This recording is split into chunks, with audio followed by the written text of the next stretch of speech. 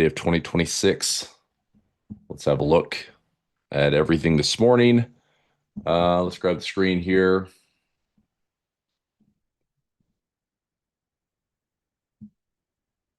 Okay, chat is up.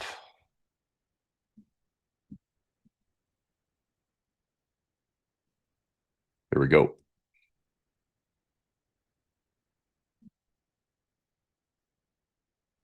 Okay, happy 2026. So here is a look at the VIX this morning, 1477.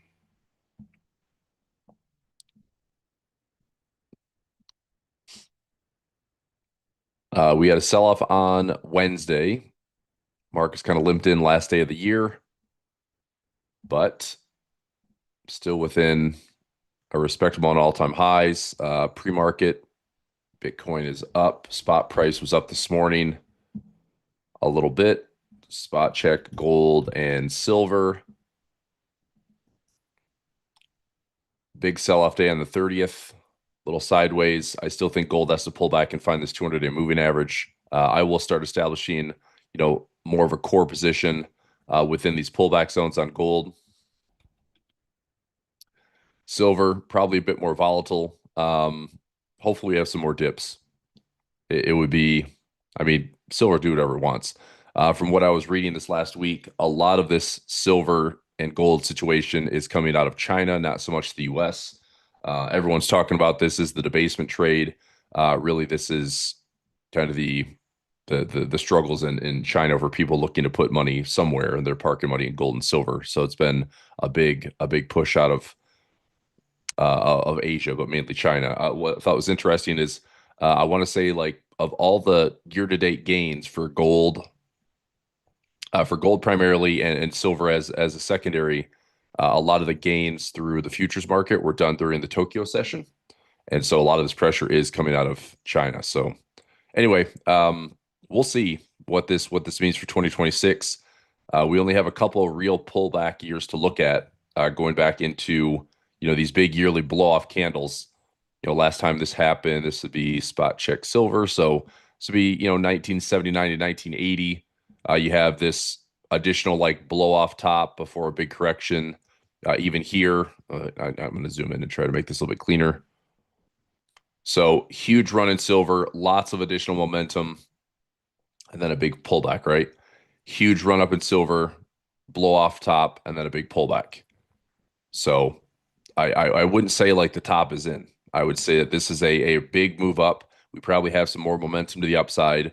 And I would say that this candle, however, is likely going to act as some major level of pullback for market efficiency. So, enjoy the gains. I think there's still more to come. Does that mean I want to be, all in on silver for these highs? Not really. I just want to be, in silver because you can benefit from the upside, treat it like a trade, take some profit. And if it's a percentage allocation, trim it. If I put in 5% of my portfolio to silver and that 5% is now worth 8 or 9 or 10%, trim it back to 5. You trim it back to 5, you can afford to take a 30, 40, 50% correction, which I do think will happen. If we run up here to the highs or to all-time highs and we're talking silver at $100+, this entire year is likely going to act as a massive inefficiency candle, and eventually it will probably pull back into it, right?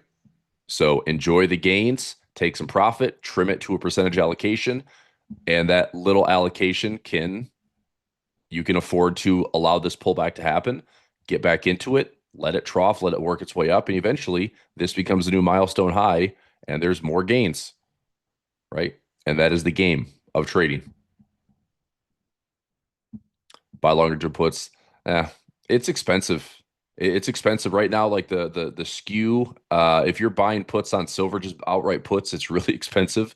I'd rather do a collar trade, but then a collar trade, of course, you cap your upside. Or if you saw this, I said I talk about this today in class for my crash insurance. Butterfly spreads aren't terrible ways to hedge. You can throw a pretty wide net. So if we're trading, SLV, for example, and I would want it to be something very inexpensive, right? So let's look at some levels. Okay, so SLV is trading around 67 pre-market. What would be some levels?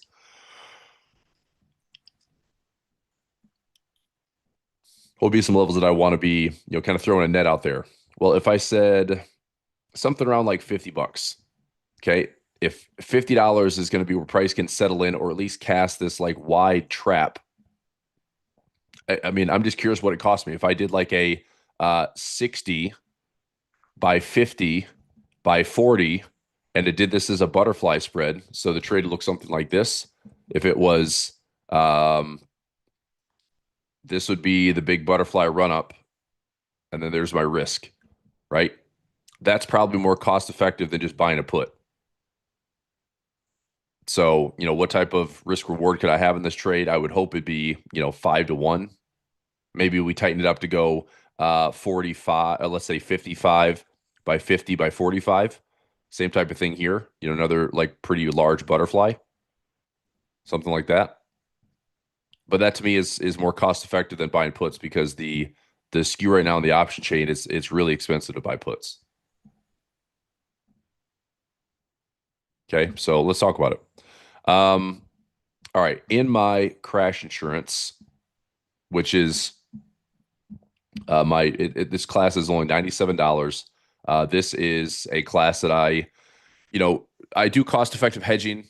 Typically, I'm going out anywhere between 3 and 6 months, typically 6 and 12 months. I put a trade on last week that cost me $562 that could pay me up to 17 grand. So now again, I don't plan on making $17,000, but the ability to turn a $560 risk into maybe three, four, $5,000. What this would do, this is why I do trades like this. Okay, let's say that I own the SPY. Okay, so let's say I own SPY and I have 100 shares. Just keep the numbers really simple. So if I have 100 shares, okay, and I can take a crash insurance trade for $562 max risk. Let's say that that trade, which offers me a max profit of over $16,900, okay, but if I could turn that realistically to, I don't know, 2 grand, 3 grand, 4 grand profit, 5 grand.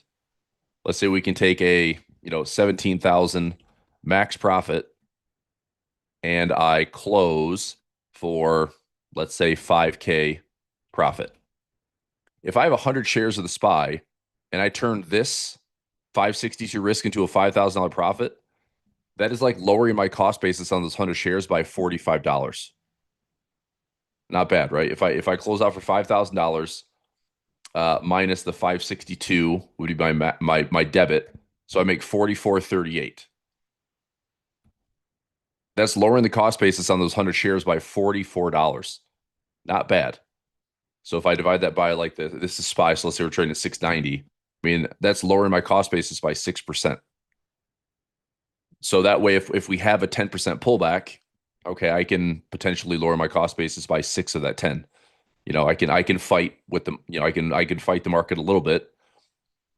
And if I don't have this trade pay me at all, like this is a manageable risk for hopefully, reasonable upside in the overall instrument. And this is a fraction of your, I mean, you could sell a covered call for a week and a half and get $562 of credit. So it's easy to make up for that loss if we need it. But anyway, I did this trade last week in the symbol was ES, so S&P futures. Okay, so what I would look at today is if we want to do something equivalent in that with the SPY or XSP or even the SPX, if we could do something even more like as cost effective. Okay, because if you don't trade futures or trade futures options, then that crash insurance trade is not going to be something you take. But if you wanted to put that in with the other S&P instruments, we can take a look and see what those look like and what the cost is compared to reward. Okay. It is a January 2027. Should have been posted in the alert.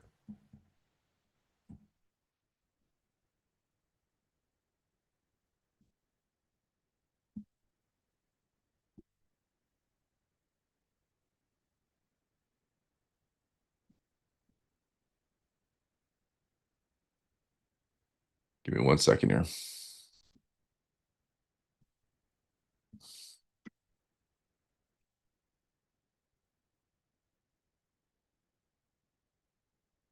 Okay, cool. Was not posted. Okay. Sorry about that. That would be, let's see. Just gonna double check the alert.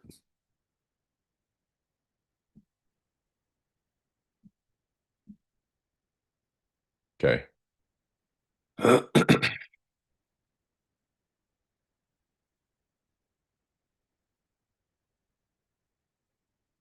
So it's a January 15th, 27 expiration.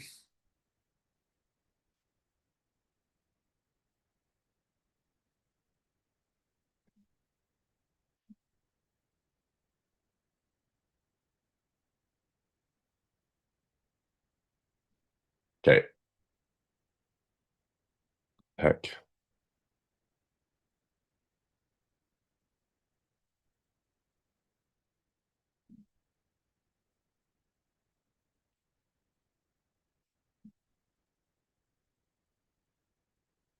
Here we go. We should get that added and updated. It's a 115 of 2027. So I'm going out for the entire year. Okay. And that pin price is around the 20% correction. So I'm trying to give myself a pretty wide net, protecting anything below 20%. And pretty good asymmetry. I think that offers up like 26 to 1.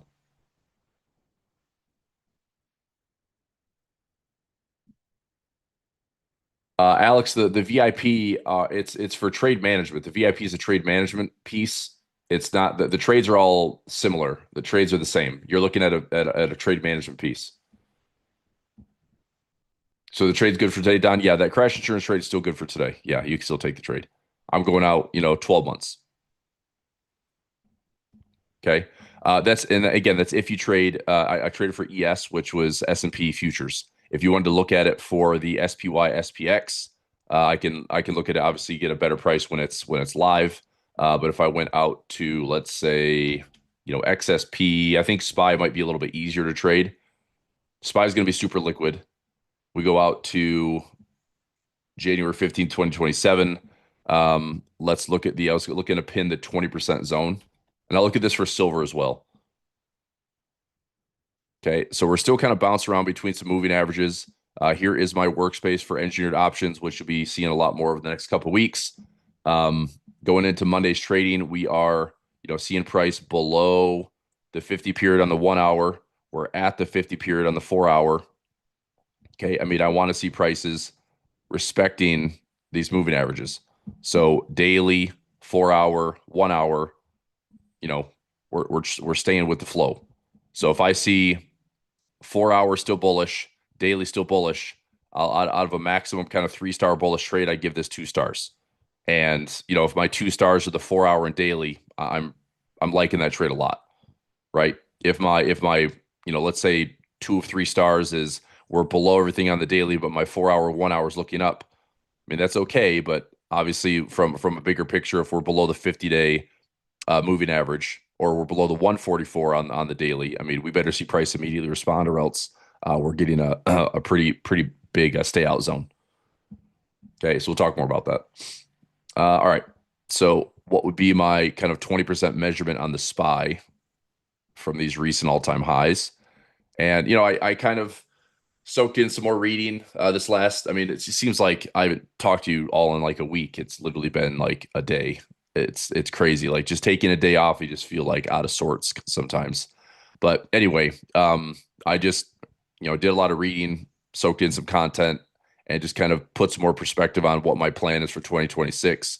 And I mean, there's a lot of ways to do it. I think that if I know Warren Buffett's kind of working himself out of Berkshire Hathaway, but there is something to be said with, and I'll just throw this out there. If we have the Cape Shiller ratio greater than 40, which is only three, well, two other times in history.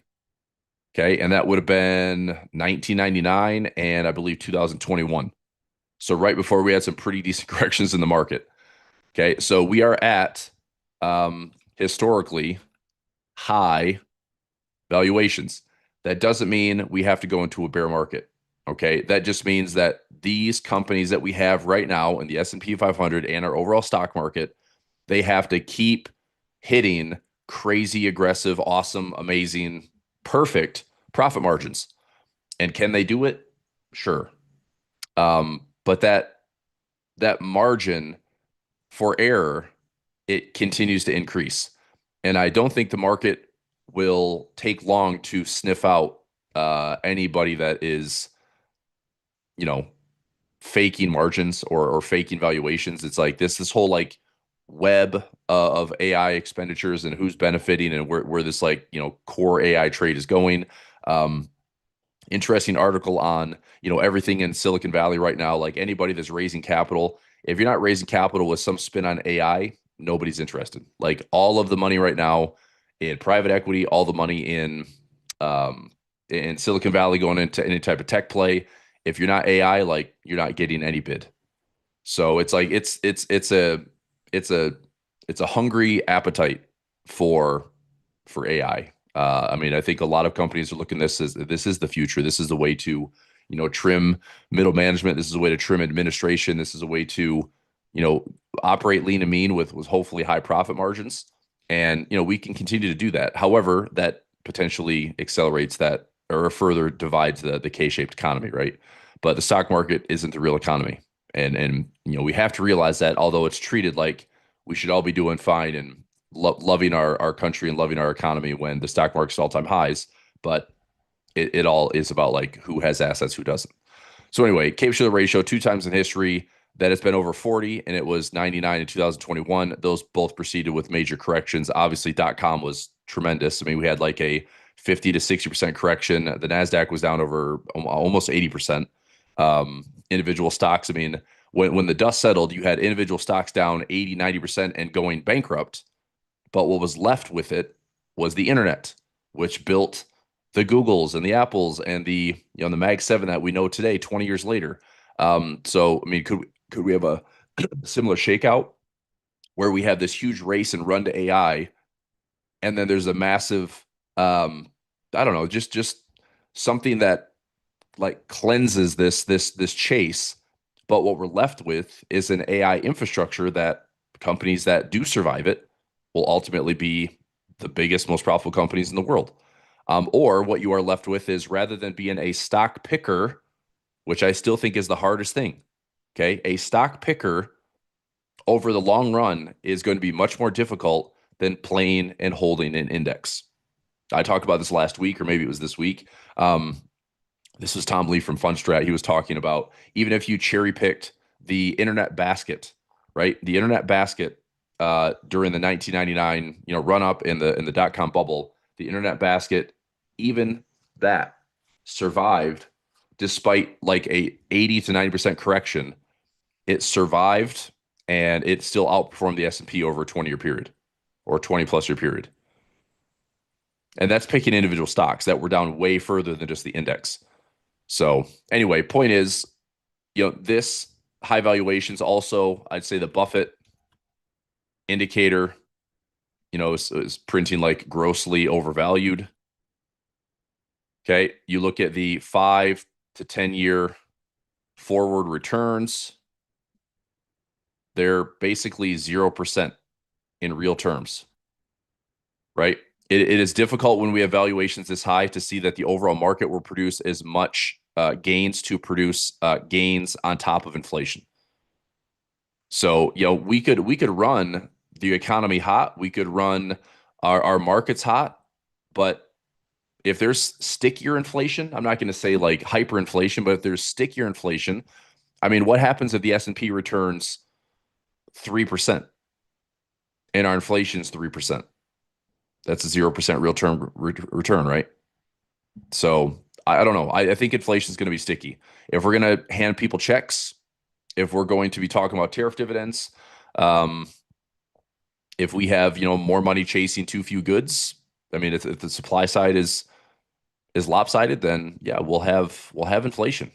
I think the Fed's target of 2% is going to be extremely difficult to hit unless we have major deflation, and deflation is probably not a good thing because really they say it's deflationary when we're just in a downturn in the market.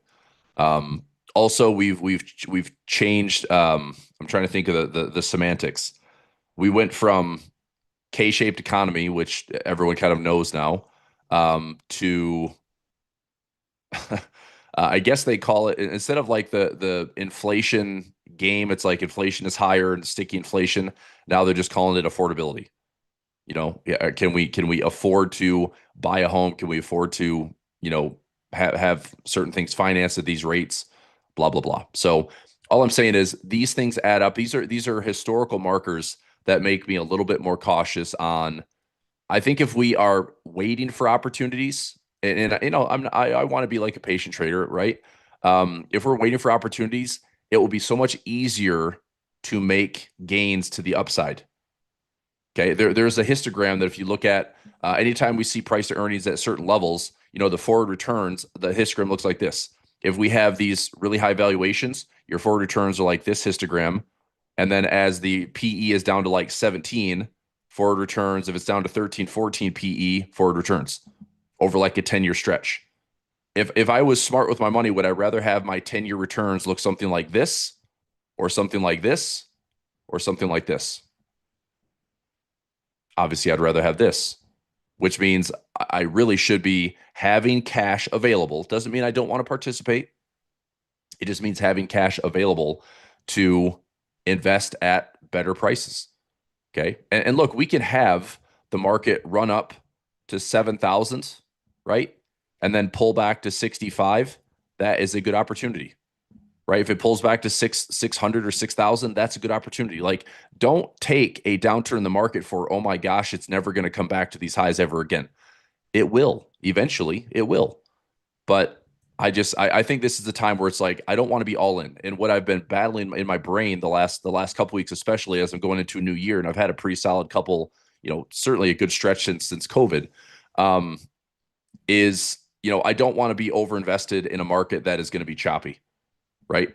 Like if we're sitting here and the market's up and down 5 to 10%, I know how to make money in that environment, but I don't want to be all in for if this is a distribution that the market is going to drop, and I'd rather pick up the pieces down here and then position for a much better game going forward.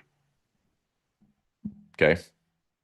So just talking about, we have high valuations, we have a lot of debt. Um, I just think there's a reason to see, Buffett Company mostly on the sidelines. They have like over 30% of assets in cash right now. So they're basically happy with like a 4% yield at risk-free rates. Um, that's not a bad way to do it. I mean, that's essentially at inflation or pay, out supposed to be outpacing inflation. But I'm not that trader. Like I'm not going to go to cash, right? So, having some gold, silver, Bitcoin, if the story improves in 2026, that could be an interesting trade. But overall, it's like I think 2026 right now is either going to be a chop fest year where the market's going to be really, really difficult to see any substantial gains. And this is, I think, what's going to make everyone bored. If the market does this, it'll be incredibly frustrating because what's going to happen? All of your crazy momentum traders are going to get crushed in an environment like that. They're just directional, directional, directional, and they're looking for these big jumps, and they're just not going to get it. Right? That's a challenging environment. As a trader, I think that's an environment that we can actually do really well in. If the market is going to rip to the upside, that's fine and that's great. But I think we're on borrowed time until reality sets back in, and we'll have a reset. Okay. Or we get the reset out of the way, the market kind of gets its cleanse, and we, scoop it up on a discount, and we just stay in the game. Right. So anyway, there will be ways that we can tackle it. So up, down, sideways, we'll figure it out. So today, we're looking at a VIX around 14.7 right now. I'm going to set a chart alarm here at this high at 15. This is the high from Wednesday. So 15.18. Some chart alarms going off. We had a big gap up. Okay, so if you saw that bonus trade I took last week, I did close that thing out for a loss. The reason why is, delta wise, we were at such a low delta for that trade to come back by Monday. Obviously, it can happen. Our break even would have been around 68.90. What was it? It was a 69.05 by 68.95. or no, I'm sorry. Our break even was 68.94. So that broken wing butterfly that I did, the break even was 68.94. Okay. And we're trading at 88. So we still need a few more points to the upside. We need price to try to get back to 6,900. I'll keep an eye on it today. I'm out of the trade. I took a small loss on it. Versus taking a full $400 loss, I was down like 100, what was it, 150, $170. I took a loss on that. And that's okay. It's manageable. And if this is like a pump up, but we fade this gap, it's like that trade's not gonna win, right? And also, the second trade that I had in right in here did not get filled, and as of today, it's probably not going to fill. So I'm likely just going to take the one trade that I manage, and we'll go from there. If price, comes back up to 6,900, that could be good today. Let's have a look at. Let's see if I can find that trade here for SPX.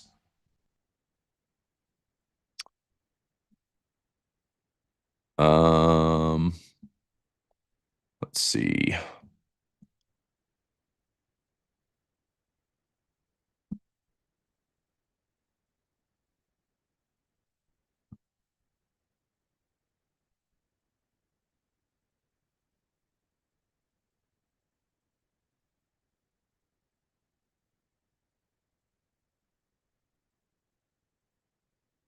And 5th. So that's on Monday.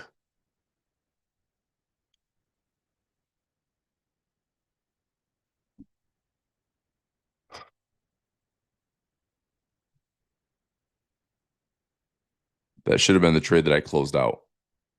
Not sure why it's not showing it. All right. Anyway, this trade right here, let me just price it in. So for the 5th, the 60 915 05 90. Okay. So right now, this would be showing about $1.90 credit. So to me, if you're closing this trade out, you're probably still down about $70 to $80 on the trade. If you pulled in a lot of traders, I think took this trade for like $1.10 or up to $1.40. Right now, it's trading for $1.95 or $2. So you're still down probably about 90 bucks or so, maybe about $100, give or take. And again, to get this back into the profit trap, you need price to be at 68.95 or higher, and that is inside the profit trap. So there's risk here. There's a profit trap, perfect profit trap at 69.05, and then above this is your credit. So this would be our let's say I filled for $1, which I did. I took it for $1.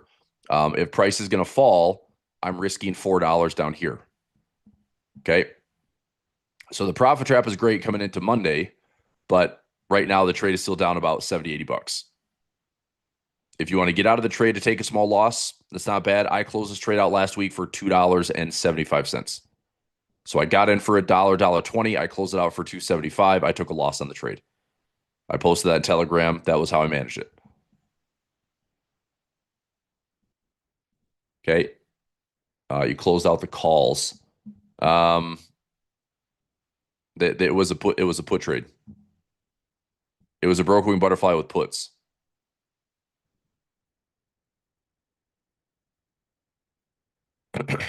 Yeah, I was posted in Telegram. So here's Telegram. I posted this on Wednesday. Bonus trade update. I did the 69.05, 68.95, 68. This should have been.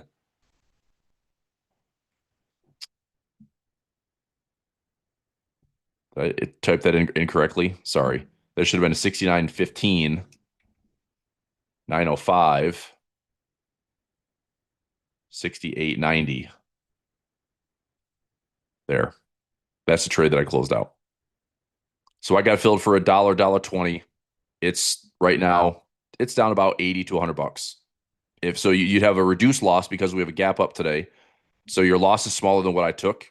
Again, look at the deltas, right? So this trade has about son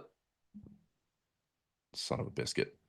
This trade has about a 24% chance of winning still, which is not a great probability, right? Just based on current volatility. This is interesting today. Like the IV is 9.3, but we're expecting like a plus or minus 39.85 on the day. We're kind of, I mean, that's almost double what we've been seeing. Like during the holidays, we had some very low expected moves. Today, it's kind of jumped up a little bit, which I think is probably a good thing looking at daily profit play.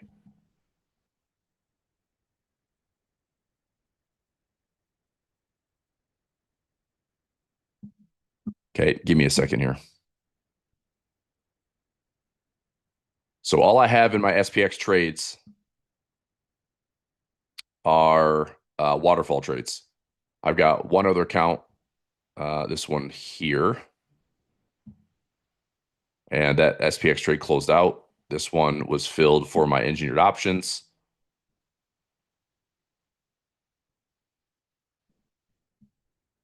Was that these are all puts. So we did it was because when we took this trade, remember when we took this trade, it was Monday last week, right? So we opened up right here, and that's why we started the trade at gosh, well, I'm getting my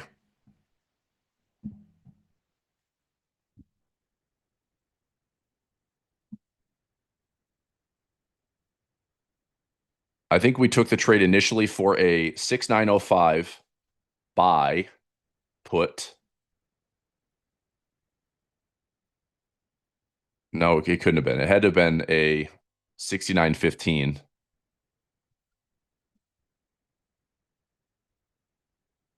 because basically we opened up. I'll just find the stupid trade. Let me go into my history. I know our break even was around 68.94 because we pulled in a dollar. So it should be like this 69.15 by 69.05. There's still a 10 wide trap there. So I'm almost positive. I'll double check this in the history, but this was a buy put for one. And then we had the 69.05 sell put for two and a 68.90 buy put for one. Okay. And that was filled for $1 to $1.20 credit. So that's the butterfly. That's the broken wing butterfly, where from, I guess we're looking at it from this way. It's like we have our credit. If price is up, like there's no upside risk here. So if price was higher, we could pull in our dollar credit. And then we have our profit trap from 69.15, starts to trap into that pin price of 05. And then 05, we take on risk below 68.90. So that was the max risk of $4, profit here of $1, and then a profit trap of $10. But because we're trading well below, I mean, my break even price here would be 68.94. Price is 17 points below that. So this trade is upside down right now. Okay, this was a 1-5 expiration. So this was a 1-5-26. We took the trade on Monday last week. It expires Monday, this coming Monday. But I closed the trade out for a small loss. Yeah, so it should have been a 60, should have been a 68.90 there, Vladi. So 69.15, 69.05 should be a 68.90, like I have on the screen.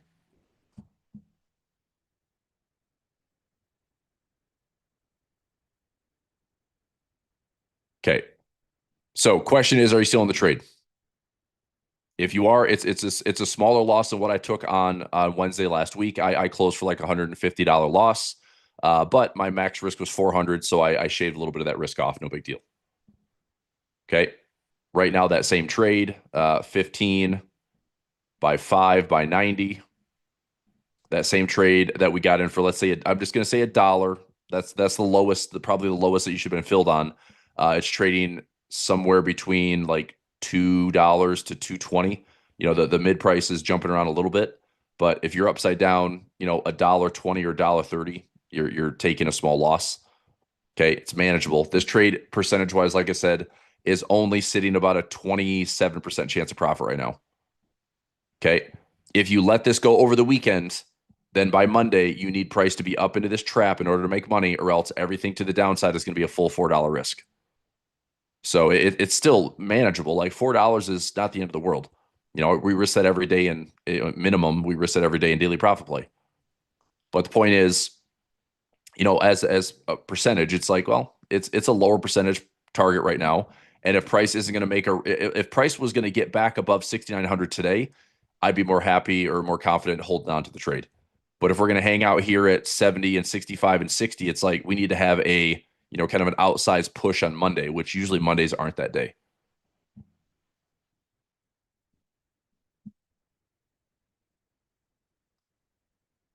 Bonus trades, all calls. I don't think that they were. I'm looking back up here for some of these bonus trades.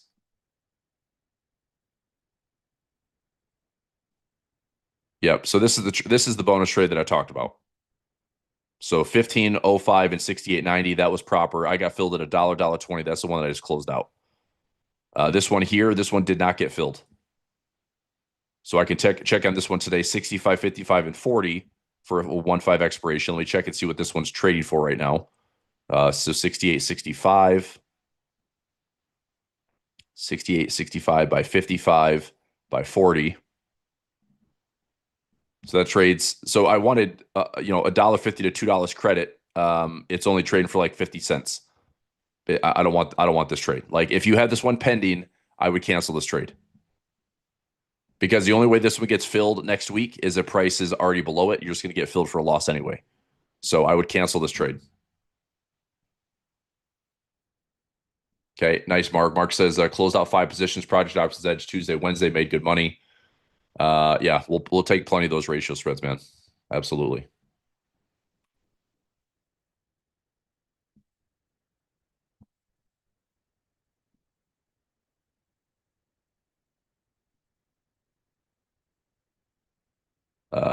It's here.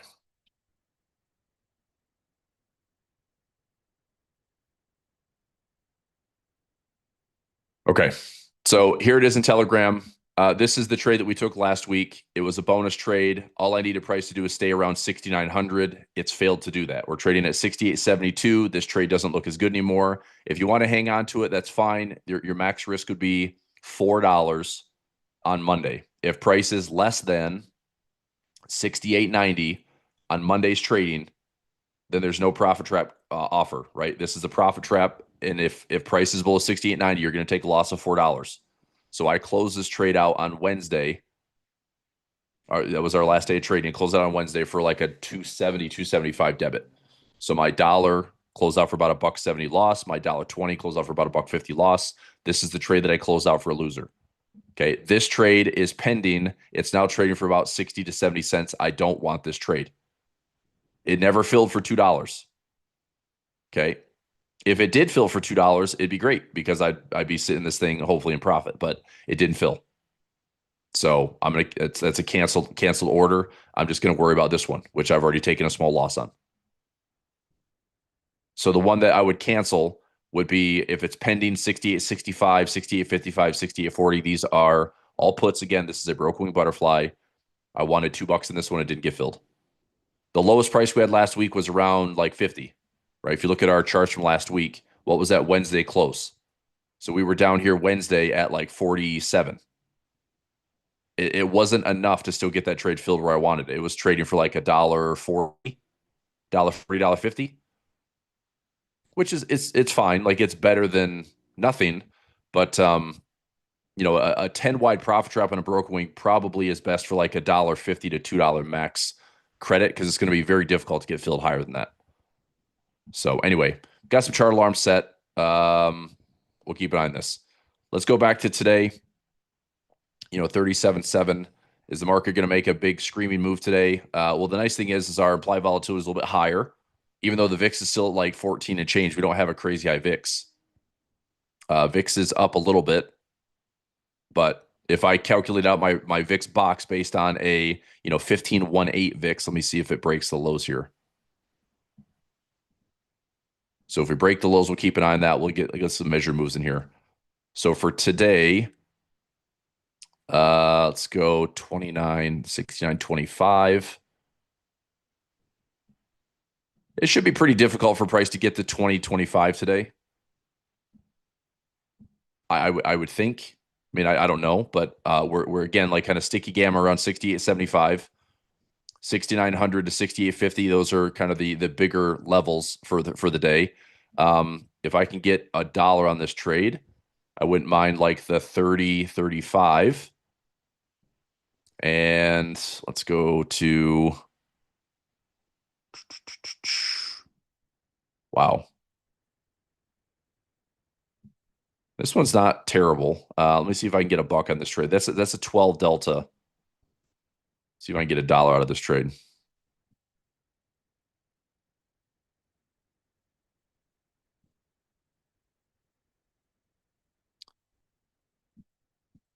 So that's close. 80, that's up 50 points out of the money on the call side. The put skew is still incredible. I'm going like 70, 75 points to the downside on the puts. Let me see if this will fill. That's still an 11 delta. So look at that 30.35. If I went one strike higher, let's see if I did 10 by 5. So if I did 10 by 5,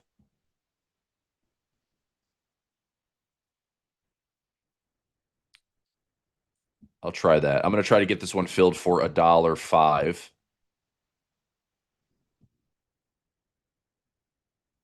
Come on, you turd. All right, we should be able to get a buck out of this one. I'm going to go a dollar fill, try to get this one taken. Just got filled at $1.05. Okay, so I've got a trading for daily profit play. It's coming in the alerts right now for members. Here we go. New trade. It is a, oh, son of a biscuit. No wonder it got filled. I did the wrong expiration. Never mind. Crap. Um, well, it's not a bad trade. It's I mean, again, it's based on the mechanics of today's options and Monday's options, but it's not the trade I wanted to take. So that's not going to be a group trade. Damn it. I meant to do the 1-2 expiration, which is probably way less in the market maker move. My fault. So if I go to the 1-2 expiration, now our plus minus is 20 points. Big difference.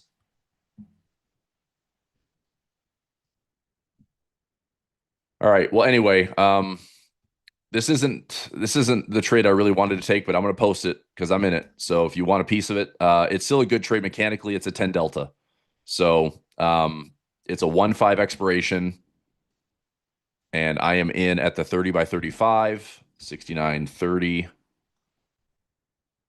69.35, and then 68.10,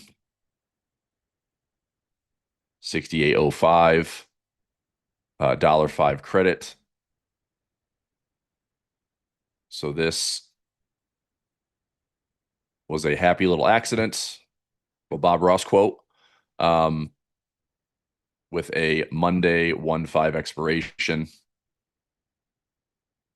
but it's a 10 delta setup, which I'm okay monitoring for today. So if Friday price remains inside this range, we should see some profit, and I'll likely protect it and not hold over the weekend. Okay.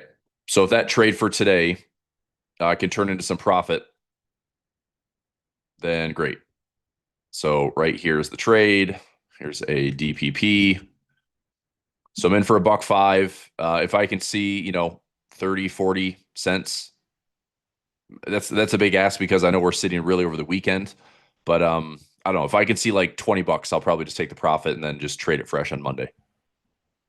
Yeah, it's not a zero DT trade. I meant to do a zero DT trade, but I was on the 1-5 expiration because I was looking at those broke wing butterflies. So that is my bad.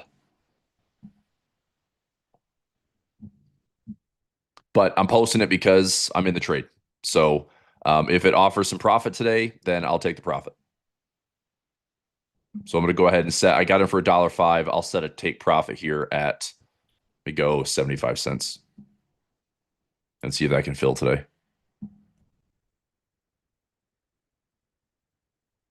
Yeah, zero DT is yeah the plus or minus on the day for zero DT is a lot smaller. So we're looking at today's expiration plus or minus about 19 points. VIX is okay. So gamma on the day. We get some real time gamma from my dynamic trend. See where our strikes are at for the day.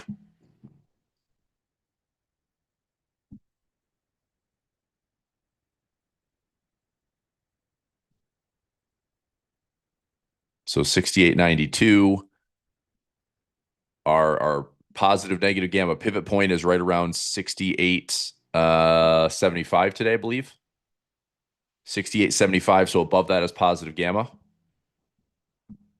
6,900 is a pretty big resistance level today, but directionally, that's where the market's going to go. That's where our direction's going for the day. Nice, Lottie.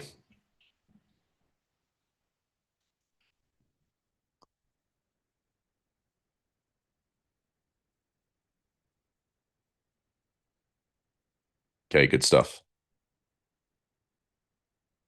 All right, so I will paint a picture here. I'm going to recenter this on the close from last week. Close around 68.46.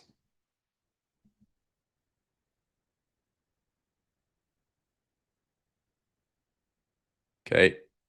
VIX, pretty decent retreat in the VIX.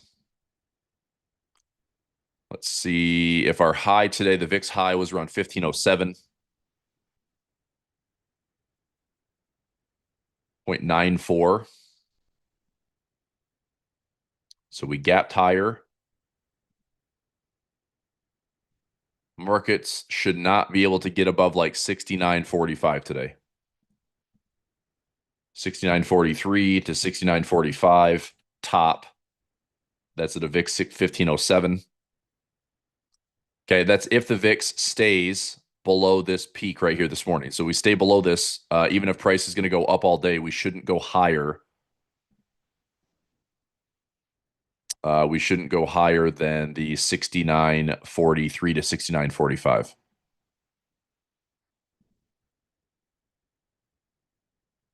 Okay, and then on the downside, keep an eye on that VIX, but that gap up kind of makes it a little bit more challenging, but we never know. Let's do the 0.94 from the gap lower. So from here, the close from the last day, which is Wednesday, then 0.94, about 67.83.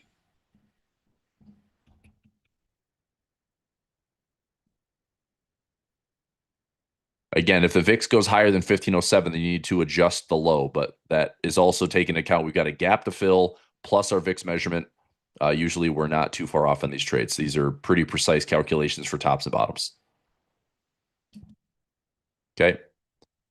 So on the trade that I took for Monday, even though that was an accident, I'm going to put in a horizontal line here.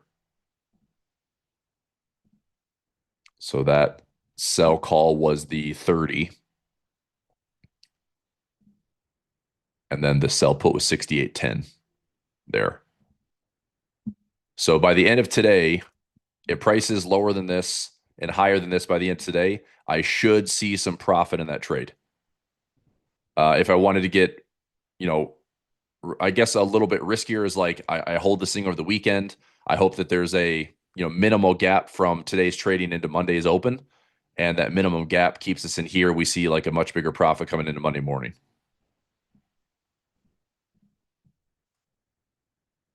Okay, I'm still in those trades, Steve. That was engineered options. Yep. So the 6,900, 68.95. I'm still in that trade. I'm not closing that one. I'm going to see if that will get through.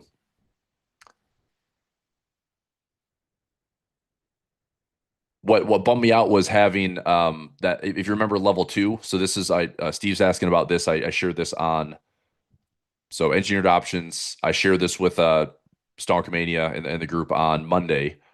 We had a good bullish macro alignment, kind of a 3-star bullish trade. Everything lined up pretty nicely. Those are my levels. And I was looking at these levels on SPX and XSP. So I took this trade $6,900, $6,895 did fill for 250 credit. So I'm risking 250 to make 250. The reason it closed out the trade is, it's 250 risk. I can stomach that.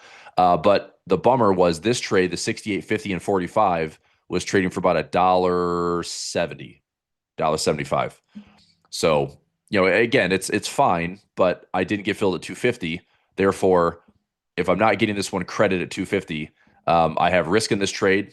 So this one has 250 risk. This one did not get filled. So if I lose on this one and if I won on this one, it'd be a wash for the week. That's manageable, obviously, right? Um, if this one turns into a winner, great. So right now I'm just in this trade.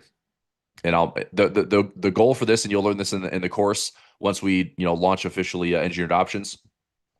There's going to be the trade is posted. I let the trade fill, and then my management point is going to be Friday and Monday.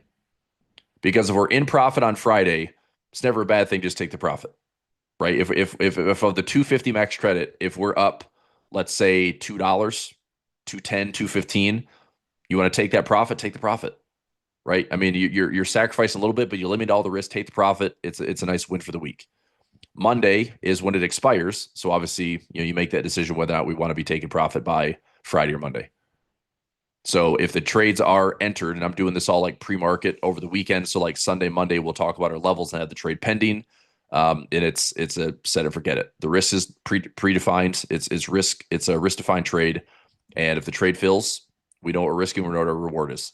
But the trade management is going to be just a spot check on Friday, and then obviously the close on Monday. Okay.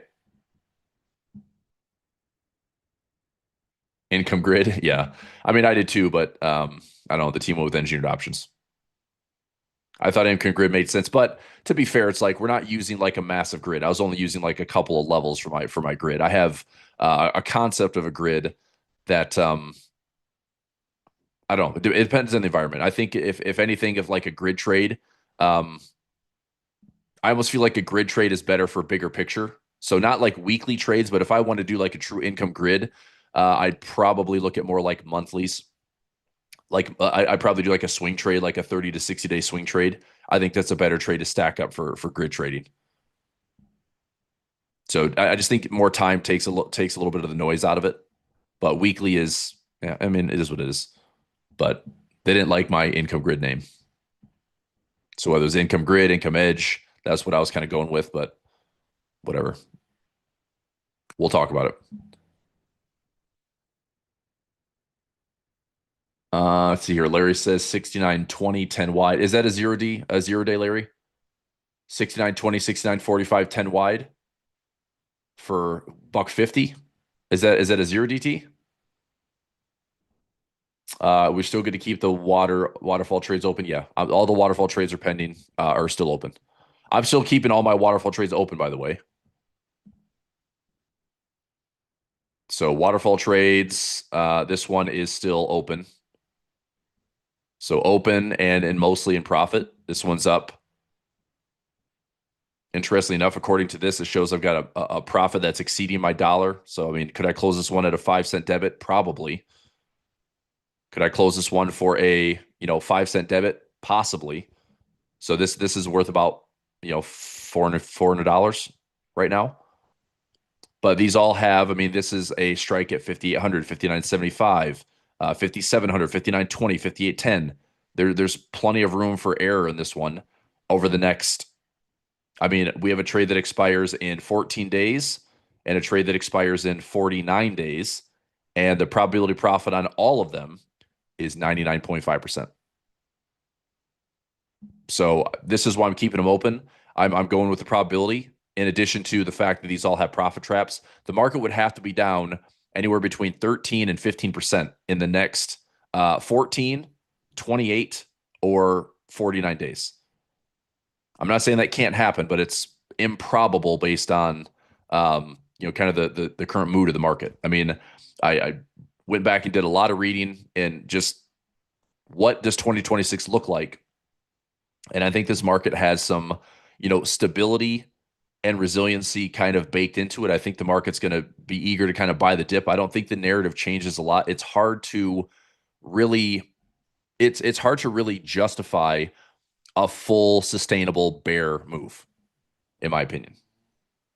So that being said, I think that it's better to just stay bullish for right now.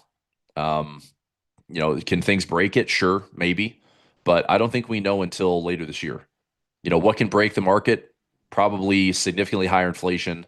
Um, the I don't know, some like big blowout move in AI where it looks like it's all fraud, which I'm not saying it is. I'm just saying like something where like OpenAI saying we need $10 trillion and they're making like 20 billion in revenue, and the market's like, look, man, these asks, this cash grab is too much. But you also have this cash grab at the time where the government is supporting it. So like our country is kind of all in on AI. And so I think if you're in the space, like it's pretty well supported right now. So anyway, I think the narrative has to stay in check. That's all. Okay. All right. Open working orders. Yeah, those are all, and those are still open. So those are pending orders still running. Waterfall income pending on XSP. This one is pending on SPX. So those last 2 weeks we've taken, those are pending orders. Those are still pending. Yep.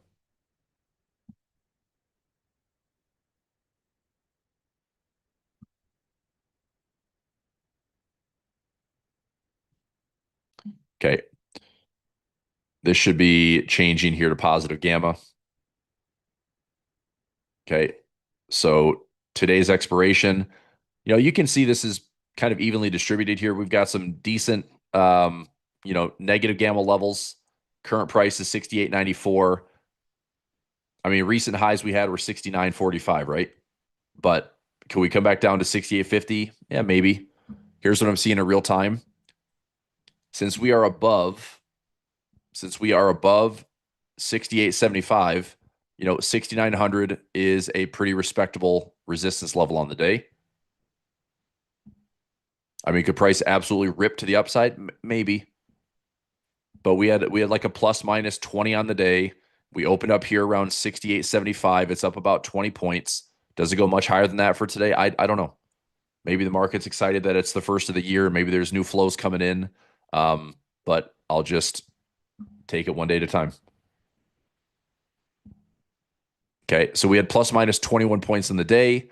Um, the calculated move based on the VIX, the VIX is retreating, but we had a spike up around 1506. So even if the market was going to rip way higher than 5900, I don't see it going too much higher than the 6943 to 45 area. So if that is the case, on the day, it's like I wouldn't mind putting in a, credit spread up here, like a 45 by 50 credit spread, and trying to get that thing filled for $1 or more. And I don't think we'll get there today. But if we do, that's where I would defend my trade. So I'm going to I'll try this one. I'll try 45. Let me see if I can do a 45, 69.45. So I go 45 by 50, or I can go 45 by 55. This one, if I'm going to take that trade, I want at least, I want either $2 to $3 on this trade. I'm going to try for three. I'm going to try for 350 on this trade. I don't think it's going to get filled, but I'm going to put it there anyway, just as a defense trade. So that's a 69.45 by 55. I'm putting in a 350 credit, which means my risk is 650. But my break even would be around 48. So it's higher than my VIX calculation. Depends on how quickly price moves this morning. So I'll put that in as a defense trade for today. And then because I have the 45 by 55, I can sprinkle in a 50 by 60. I put the same thing there for 350. And that way, if those get filled, I have potentially a $700 defense trade. So a couple working orders. But I don't think we're going to get to 69.50 today. I don't think we're getting a 69.20 today. I think we're going to, hang out, probably hit 6,900. And that's going to be, the level that maybe sticks on the day. And maybe we pull back into the same, very, very quiet day, possibly. So, the good thing is all of the slide. Like last week, if you remember, we had a big pin around 68.35 that started to light up last week, and we had a low around 47. So it came within like a whisker of it, but it didn't hit it. And then obviously with the gap higher today, it kind of switched everything where all that negative gamma is retreated, and we're above this point, which is now positive gamma.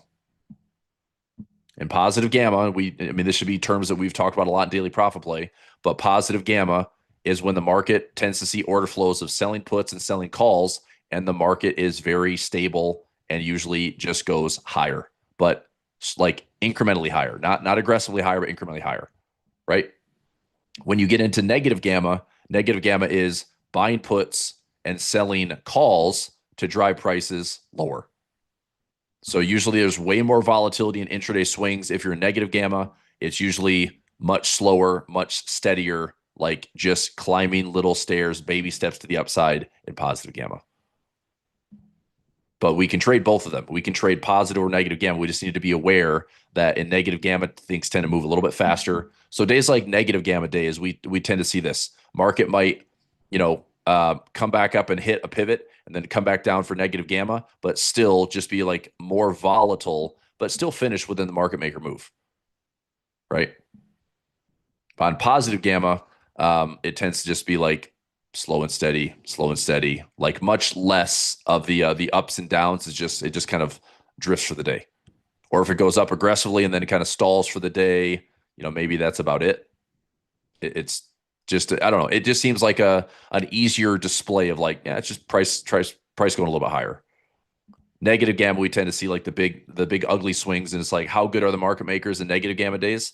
Well, they tend to bounce off those levels. So like the market maker move plus minus on the day, they tend to bounce off those levels, or they get through them and then they snap back up and close at the end of the day. It just makes you sweat it out a little bit longer, typically. If you did a five wide today, I would go after like $1 if I went five wide. You're talking about the defense trades, David? So if you did like the 45 by 50, yeah. If I did a five wide defense trade, 45 by 50 and pull $1 out of that, I would pull $1. I mean, $1 to $2 would be fine. You want to pull in, a decent amount of credit. That just gives your buffer. I mean, remember, my calculated move is 69.43. Okay. So if we're in at 45 and we have a 46 break even or 47 break even, that's enough to, get you a couple bucks profit to defend that thing. Okay, cool. All right, good stuff. So for daily prop play, like I said, I made a mistake on the expiration, but the trade is still in. I made an official post. I will assess this one by the end of today. Obviously, if price is kind of hanging out right in the middle, and it's just a big, you know, flat day, then we actually should see some profit on that trade today, and I'll probably just take it, and we'll come back and trade fresh next week. So right now, that trade it's break even, but if this gets up to like 20, 30 bucks profit, I'm just going to take the profit.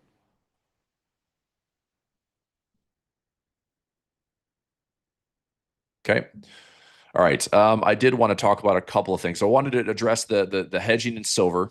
I wanted to talk about. Do you remember my daily profit play members? Who remembers talking about our 800 plus trades we've looked at since like 2022?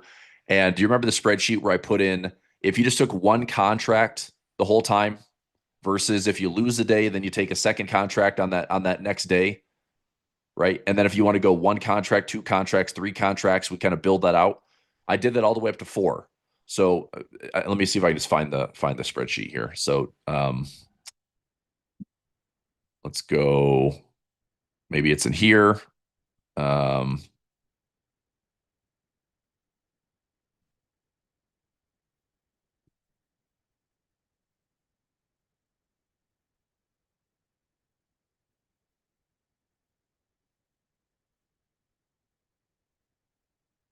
DT just got filled. I'm gonna check that one. That might be a pinch point trade. It might be this one.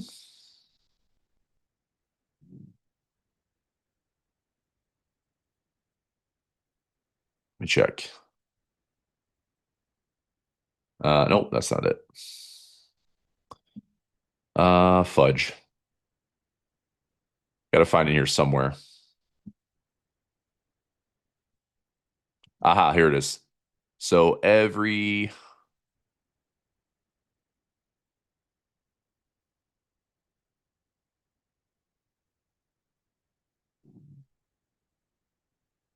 are all my options omega back testing. Zero ATR, hedge, Qs, hedge. Yeah, these are all my spreadsheets I've saved.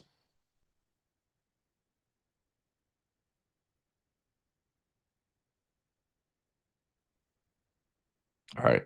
This might take me a second. Anyway, I'll give you the summary. So I'll try to find that exactly.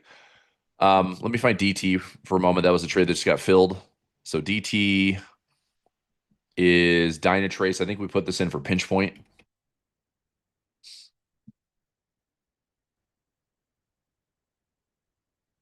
Pending order got filled. Son of a biscuit. All right. This is a monthly expiration. Hopefully we get a bounce in this thing. So pinch point, trade number 69 just got filled.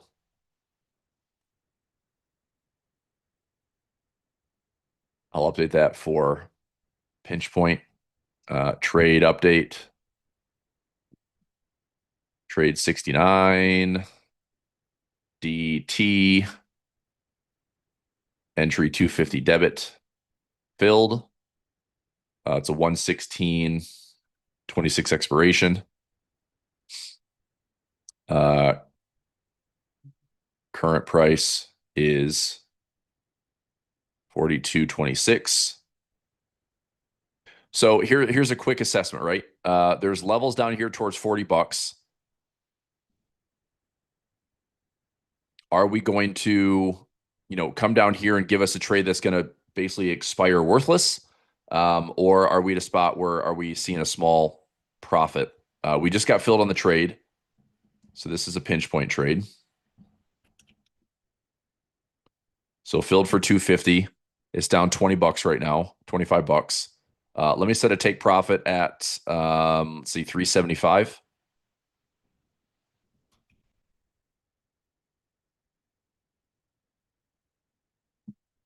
So finish the alert out.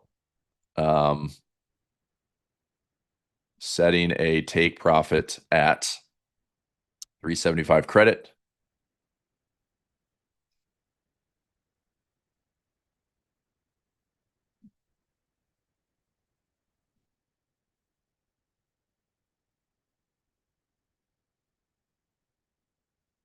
Okay, trade's updated.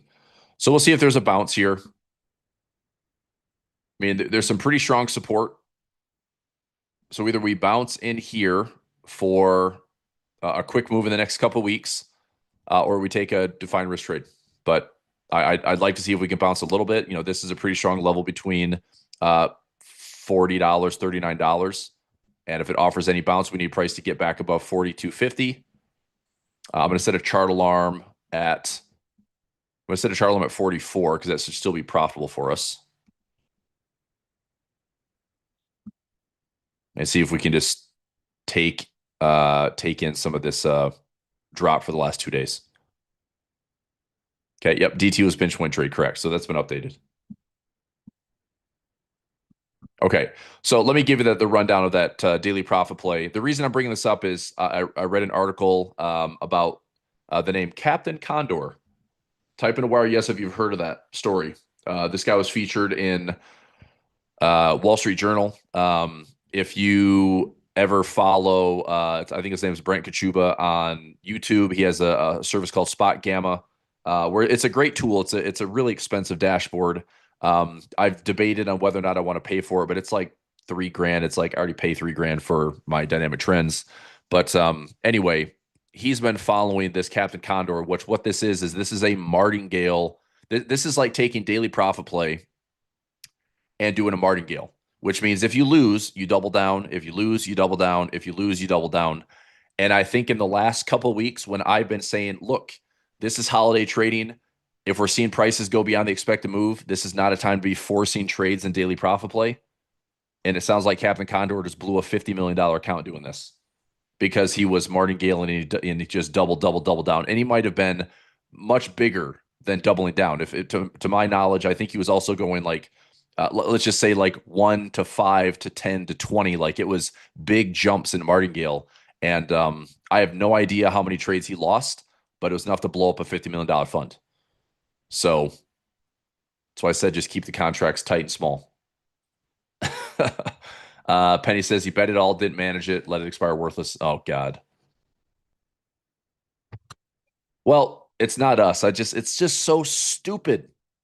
That's my whole point. It's like it's just a strategy.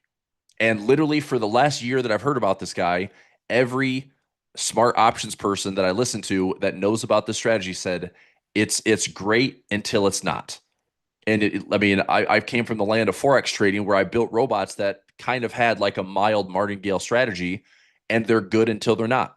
So I never traded a full martingale. My style. So martingale is truly like a double down, right? Martingale is a doubling down on every loss. Okay.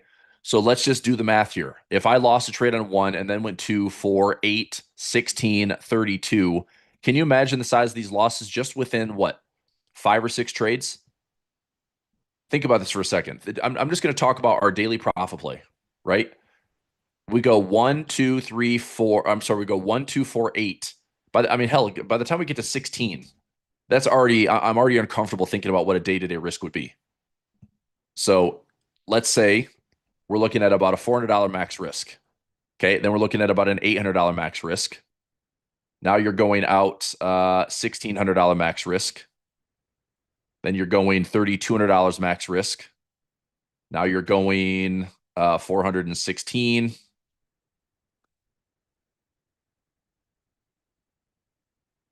Oops, 16,400. You're looking at a $6,400 max risk. Okay. That's just what we do every single day. As far as if I just took one contract risk of $400. Now, why do I trade pretty small contracts, 1 to 2 contracts in this trade? Because I'm always comfortable with a, $1,000 or less. I can always make that up. But when you start talking swings of tens of thousands of dollars, tens of thousands, millions of dollars at risk in one trade, that's what happens. So anyway, this is the premise of martingale. You double down, okay? I never mind. I never mind the increase in contract size with a step method, which is if I lose one, I step to two. If I lose that one, I step to three. And maybe I cap it out around like 3 to 5. I don't think there's any reason for us to be doubling, because it goes so much faster, right? So I never mind the step method, and I built a lot of really good robots over the years, and currencies, especially when I would do this type of trade where it's like a trend trade system where it trades like a really good direction, and it's the path of least resistance. But if it's a smaller term robot, like let's say I get like the 1 hour 4 hour direction of a trend, okay, and then I'm trading like a 5 or 15 minute entry. Those have to be way more precise, and so if I get beat up on like a couple of trades, it's like okay, I'm in for a mini lot and then I get stopped out and I get in for a second mini lot and I make a win. So it's easier to carve back in a trend to get positive. Anyway, I've just played around with these numbers, and the step method can always kind of keep me in the game, right? Step method keeps me in the game. And the reason why that's important is because we rarely would have like massive, massive, ridiculous drawdowns if we, number one, never increase the trade size, or number two, we just step it up instead of martingale it. Okay. So I don't know the exact details on Captain Condor, but I do know the guy had about a $50 million fund that he blew up. Okay. Snapper. Yeah. I mean, I think what it was is he bet it all because he thought he could win slash he had to. He was already in a deep enough hole. Um, I mean, it's sad, but this is it's that type of trading that it's like, look, people believed, right? People believe. I mean, I saw his freaking advertisements popping up on like Instagram. You know, this guy's been trading for just a few years. Um, anyway, if anything, it's just a poster child of like what not to do. And believe me, like there are plenty of David Chows that are out there, and they might be under the radar, but people that can say like they've got this amazing system, it's like uh, this is why you have to like the only thing you can control is your trade size. And it, like for me, it's like I am a conservative trader. I know that I don't take a ton of risk. I don't. I mean, I know that for me, it's like I'll take 20 or 30,000 trades a year. And typically my risk is going to be something either one, if it's like, let's say a percentage risk of, 1 to 5%, those are trades that I'm also comfortable working through. In the stock market, I'm way more comfortable working through things. Um, but individual trades like this, like zero DTE, I'm risking less than 1%, less than 1%. Even my waterfall trades, less than 1%. My engineered option trades will be 1% or less. They have to be. They should be. There's no reason to take that much risk because there's plenty of reps. There's plenty of opportunities. So, yeah. Yeah, I get it. So, interesting enough is like a lot of you have heard about it. A lot of you have seen it. And what happens? The guy builds up this crazy following, amasses some funds. He literally had big enough contract sizes that he was like some of our gamma levels. Some of our gamma levels were actually like his strikes. I mean, typically like the big ones that I see are like JP Morgan is like the quarterly collar trade.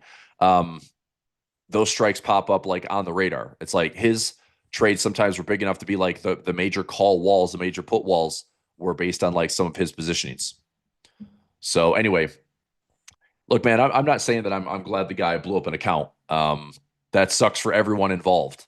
But I said from day one, it's like this is a terrible strategy. Like I would never trade daily profit play with a martingale ever.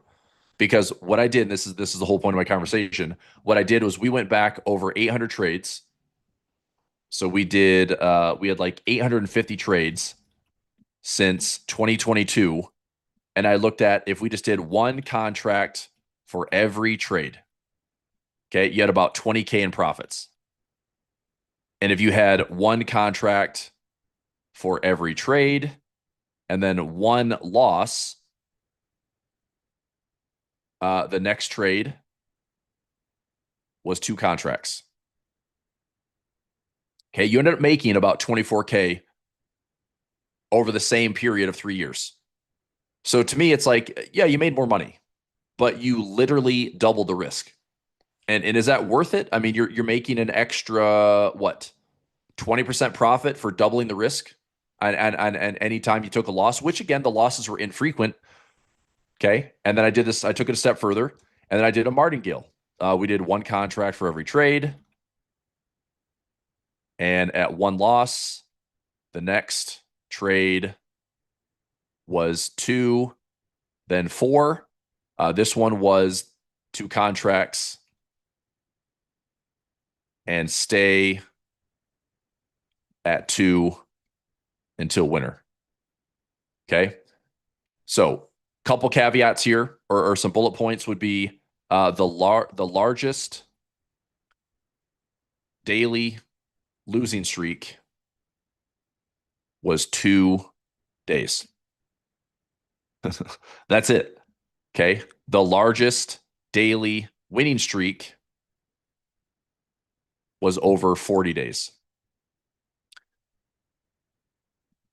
So, it's trades like this where this is why we trade small. This is why we also stay in the game and keep trading, because we do know that when markets are efficient, which they are most of the time.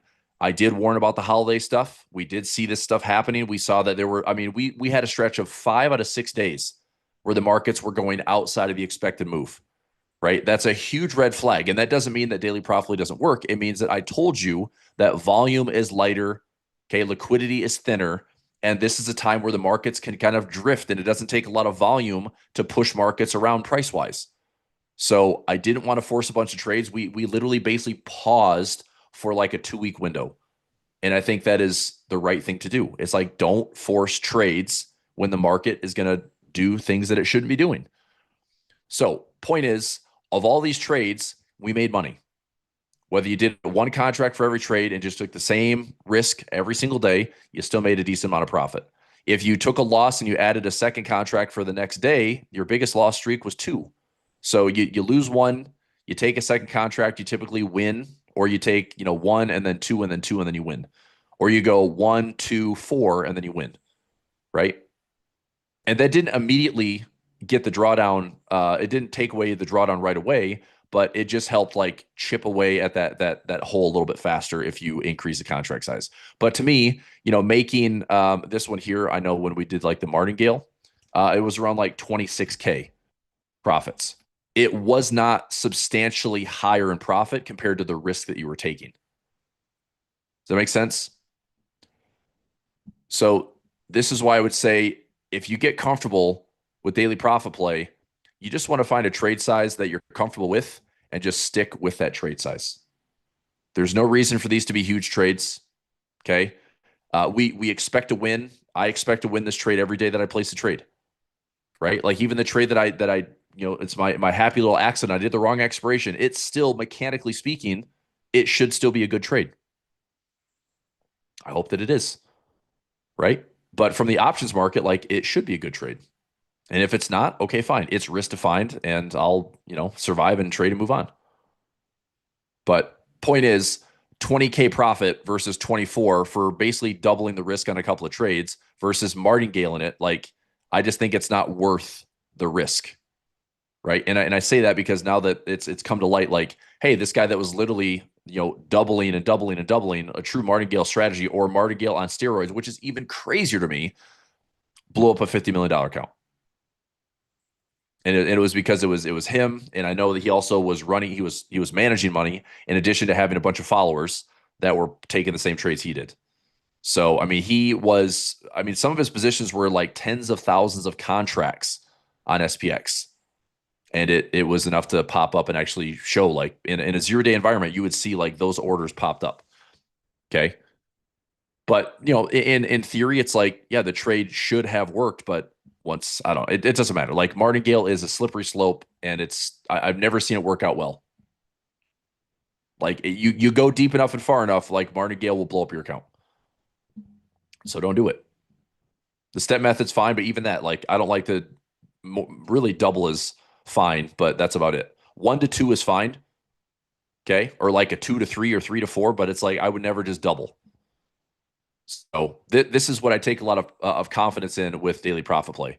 When you look at a bunch of trades and our biggest losing streak was only a couple of days, but our biggest winning streak was we had lots of 10 to 15 winning streaks, 20 to 25 winning streaks. We had days of 40 plus in a row. That feels pretty good.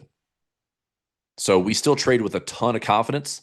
The important thing is like just make sure that our losses are contained, which is why we fast forward into how we trade this service. This is why I've taught this in the master classes is I have the core strategy. So we have our core daily profit play. And then it's optional, but I put in my defense trades to help limit the max loss and even offset it. This is how I teach the class now. Because I expect to win. I expect to win on the daily profit play. I expect to win. If it's not going to be a day that I can win, I have defense trades that at the very least can help limit some of the losses and hopefully at the best case scenario can wash away the losses, maybe get me a net profit on the day. And that takes away from, even having losing streaks. We battle the markets a little bit. We understand our levels and highs and lows. This is why I'm so meticulous about how I calculate this stuff. And if instead of going from, win to a loss, we go from win to a break even. And then another streak of win, another break even. Win. Okay, maybe we did take a loss, right? But then win, break even or a profit trap. It's like we protect the risk so much more by having that extra piece of it, which is my defense trades. So anyway, anyone that's in the daily profit play the last month or so, we've talked about this a lot with the defense trades, and it's pretty straightforward. We calculate it out based on our daily profit play box, right? We use the VIX value. We calculate this out ahead of time. We had a gap up today, so I used the gap up plus my VIX calculation, and then the previous day's close plus my VIX calculation. VIX right now is above 15. So that spike at 1507, by the way, I would not call the bottom. I would not call the bottom because now we have a spike up around 1542. I'm going to set a VIX here. I'll keep this alert at 16 in case the VIX is going to keep going up for the day. Right. Speaking of, I think I've got a profit trap on. Let me see something here. This is out to the 9th. So this is out to next Friday. It's only 15 wide. All right, we'll see what this does. So I'll keep an eye on the VIX. Most likely, we're not going to fill the upside trades today because price is down. Now, kind of best case scenario is notice what happened to our positive negative gamma pivot point. Is price back into positive or negative gamma today? Bruce, I did the well, yeah, they were just the two bear call spreads. And I mean, they're not going to fill because we're already down. I mean, I posted like that 69.45 way up here. I'm not doing a downside defense trade because if the VIX is going to go up, I don't have a bottom to calculate yet. Okay. So where we opened today around 74, we bounced down to about 42. It's like that's a 30-point move. That's probably more than the expected range. So if the market can stay within that, then we might still have a contained move on the day. To be determined. So we'll see where price ends up, kind of going. Look at my gamma for the day. 68.50 is a decent gamma, right? And if we bounce there, like this is a gap fill. So what did price do? We fell down, we filled the gap. Is it going to start bouncing back up? It's very possible.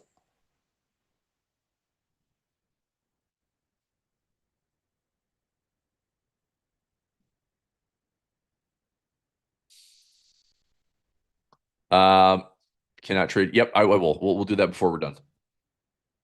We're covering lots of stuff today. Let's make sure I'm not missing anything.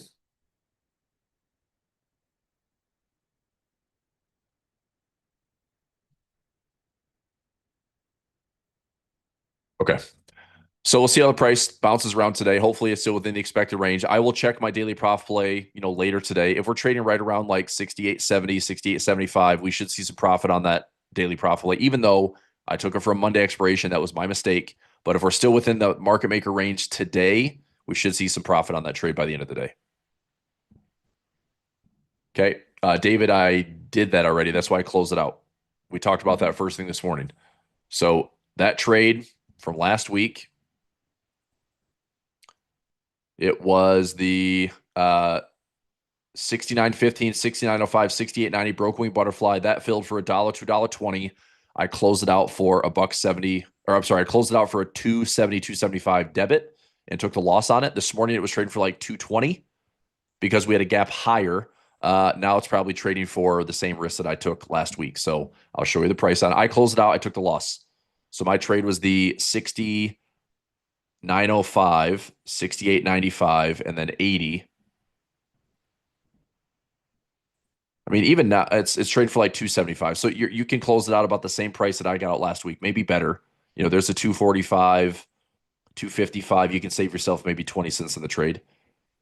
So you're taking like $1.50 risk versus a $4 risk. Okay, because what does price have to do?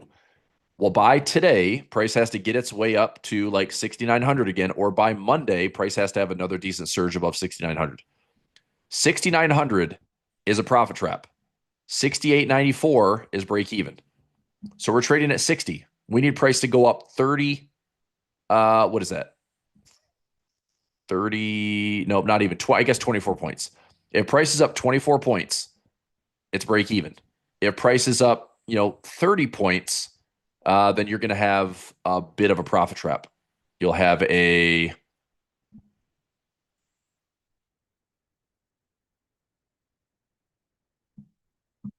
Is that right? It would have been this trade. Sorry, that's the trade. Yep.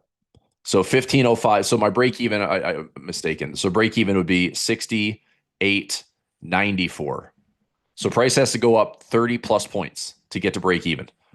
The spot we were looking at last week was if price can stay around 6,900, that gives us a credit, let's say $1 credit, and that gives us a $5 profit trap. That's the trade that I really wanted to take. Like that's what I wanted as a result is let's hang out around 6,900. Let's get a profit trap coming into Monday's trading. And, I can stomach that trade. But because we dropped down to 47, I'm like, well, we got a holiday from New Year's. We got limited trading. Friday's open, but Friday, Monday might be difficult for the market to get back to 6,900. So I just took the small loss. Yep. So I posted that in Telegram Wednesday. The trade is still it's still on. And if you can get out of the trade for 230, 240, 250, you're taking a smaller loss than I did. And it's just a very manageable loss. That's all. All right. We can always come back and find another trade. All right. So, this is why I use this daily roadmap stuff. We talked about this software last week. I use this stuff every day. I've had this stuff for like 6 years. This is one of the only reasons that I have confidence trading 0DT every day. Daily profit play, we don't need this necessarily, but for like running, double ups or picking any type of direction, or looking at, asymmetry trades for the week, I need this type of visual roadmap. And these gamble levels are massively popular now in the 0-day environment. SPX 0-day options account for almost 60% of option trading volume now. It's ridiculously popular. And it's not just on the retail side, but it's retail and institution. So it is like the new market. It really is. And it helps me a ton. So this has been great software. And then I also use real levels here. So this is Tanuki Trade. This is Dynamic Trend. I've showed you this before. If anybody is curious on how to use this, if you want to add this to your toolkit, then send me an email. I do have an affiliate link with these to save you some dollars. So Chris Pulver, pub@gmail.com. So this what you see here, this is Dynamic Trend. They have 40 option chains that they are combing for order flows to give us this aggregate gamma feed. So it's real time. It's a ton of different brokers, and I've used it for, like I said, about 6 years. So I like it a lot. And they built me an exclusive 0DT package, which is very kind of them, but it also saves users a ton of money because I'm paying like over $3,000 for this when I can get a package that's like $945. So anyway, that's, and who are the traders that use this? The ones that are pretty serious about day trading, pretty serious about trading like a 0 to 5 day window, 0 to 4 day window. I like to trade SPX a lot. SPX is one of my most profitable instruments last year.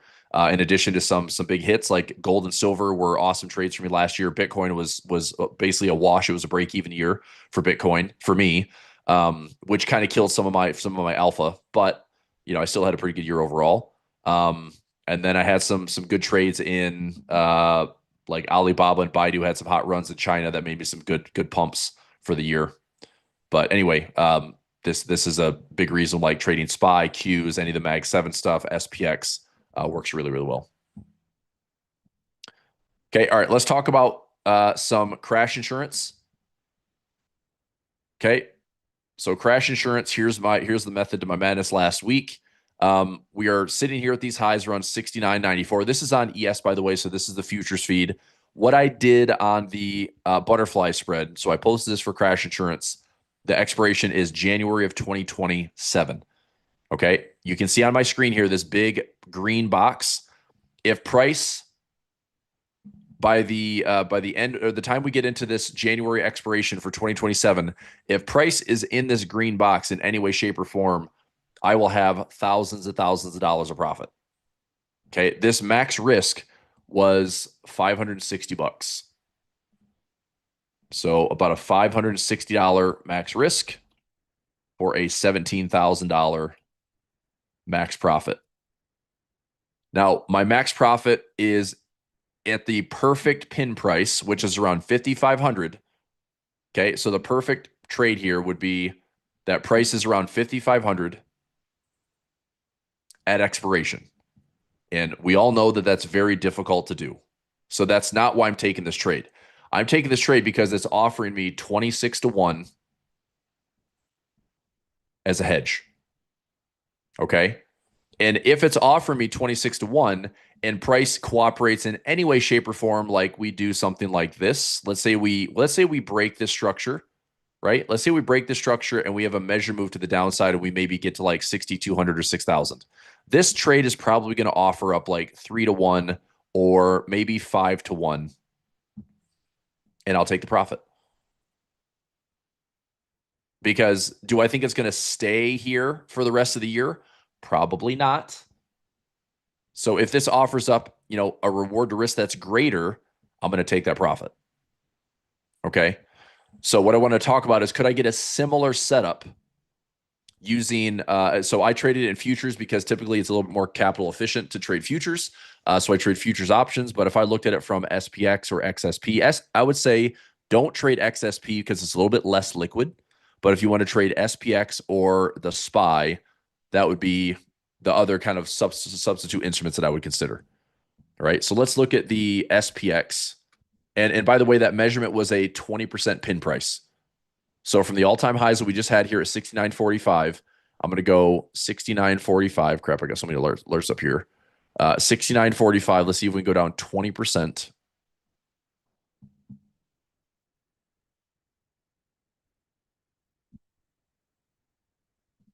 Okay, I just do it this way.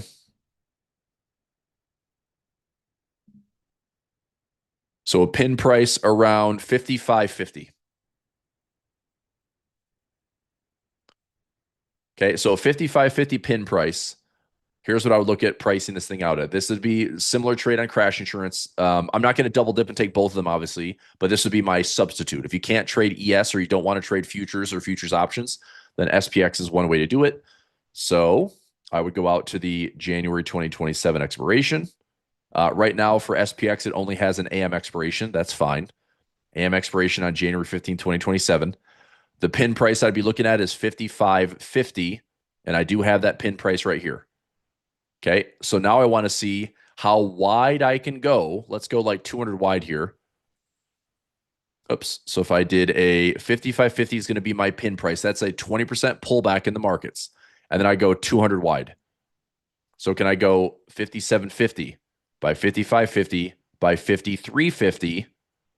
So this would be a 1-2-1.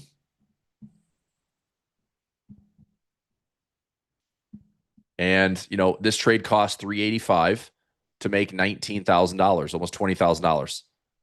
That's a great hedge. Okay. That's a great hedge. Is it a high probability trade? No, not at all. It's a terrible probability. We've got like an 8% chance of profit on this trade.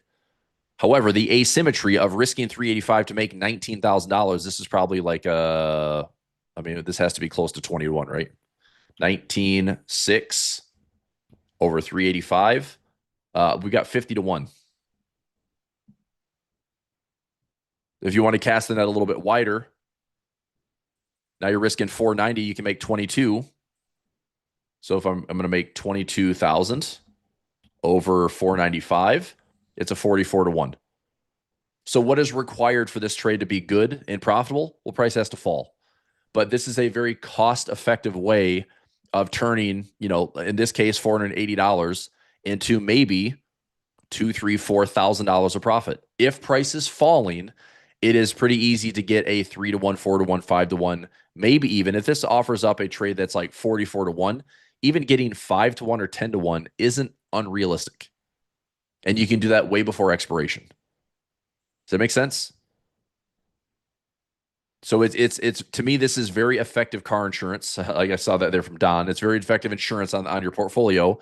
But this is money that you have to be willing to throw away. Okay. So my crash insurance class, the reason we don't charge $1,000 for that service is because it's $97, which is like, I just want to spend a couple $100, every 6 months or every 12 months to have some ridiculous high reward, low risk insurance for my portfolio. Because what it helps me do is similar to what I talked about with risk management. If we're making, steady gains in our portfolio and the whole market, and if you've traded through 2022, you traded through the 60 days of COVID, you traded through the volatility events in 2018, 2019, you traded any type of nasty downturn in the market where we had 20+% off the indexes. Okay. A lot of times traders will see just massive drawdowns in their accounts. So if that's what a typical, like, okay, the market's up, the market's up, market's down as a whole, and it's very difficult to kind of shelter yourself from that or shield yourself from that. What I'm trying to do is the reality of, if we are kind of running neck and neck with the market gains, is that we have a limited drawdown because we actually have some profit on a hedge. So even though the market could be down 10, 15, 20%, maybe our portfolio is down 5%, right? And then we can still add positions near the market correction lows and then participate where our actual gains in blue would be up to higher watermark highs before the market can get back up to its new highs. Right. So we're that way we create a improvement or a performance gap where we're outpacing the market because we're reducing the risk to the downside and we're still capturing, as much of the upside that the market can give us.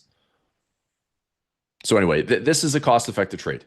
So I mean, looking at this right now, it prices out really fair. I paid more for insurance on the ES trade, but my to be fair, I mean, I'm wide by 400 points, and here I'm wide by about 225. Okay, so but my trade was 26 to 1. This is over 40 to 1, and it's still a 20%. It's a 20% correction. So it's a big play against like the market downturn of 10%. There's probably some profit here. 15%. I'm talking from all-time highs. The market pulls back 10, 15%. This is going to be a profitable trade. If we get to a 20% correction, okay, I don't care if this happens by May of 2026. If we are down 20% for the year in any time and we're in this window, take whatever profit the market gives us. I don't care that we're 6 months early than our expiration. Take the profit because that was the whole point of the trade. That makes sense? Is there an SLV trade on the crash insurance? No, because I already have a collar trade in. But if you want to look at a trade on silver, like I don't need an insurance trade on silver because I just started a dollar cost average back into it, and I've got a collar trade on my core position.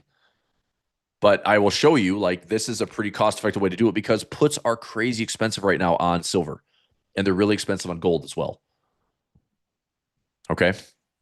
So I will post this. Is this one okay as an alternate? You can go a little bit wider here, a little bit wider here. Now this is 600 for up to 24,000. I like this one a little bit better. Typically for me, my hedges are I don't mind like $500. $500 or less, totally fine with that. A lot of these accounts, what would that be? My minimum account. I mean, that's a 0.2% risk. I risk 0.2% to potentially make up to 10% profit, which again, I'm not planning on making 10%, but even if I pulled out a 0.2% risk that can make me 1%, it's a 1% hedge, makes me 2% hedge. That's great. Offsets some of the pain to the downside, right?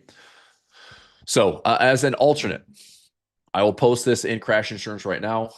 Crash insurance alternate trade for those who don't trade ES or S&P futures would be SPX 115 of 2027 AM expiration. You can buy the 5775 put with one contract, sell the 5550 put with two contracts, buy the 5325 put with one contract. That is a $4.80 debit. So 480 max risk and up to $22 max profit. Actually, no, that'd be $220 max profit.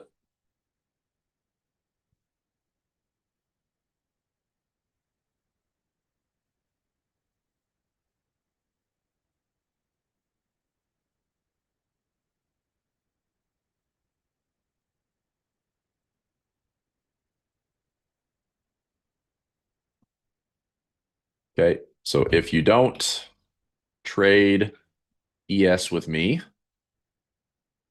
this is a high reward, low risk insurance setup using SPX and the 20% correction area.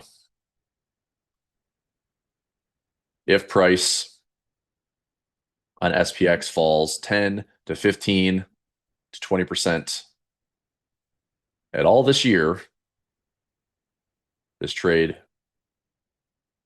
should offer up maybe 3-1 or 5-1 profit, even with months still open in the trade. Okay.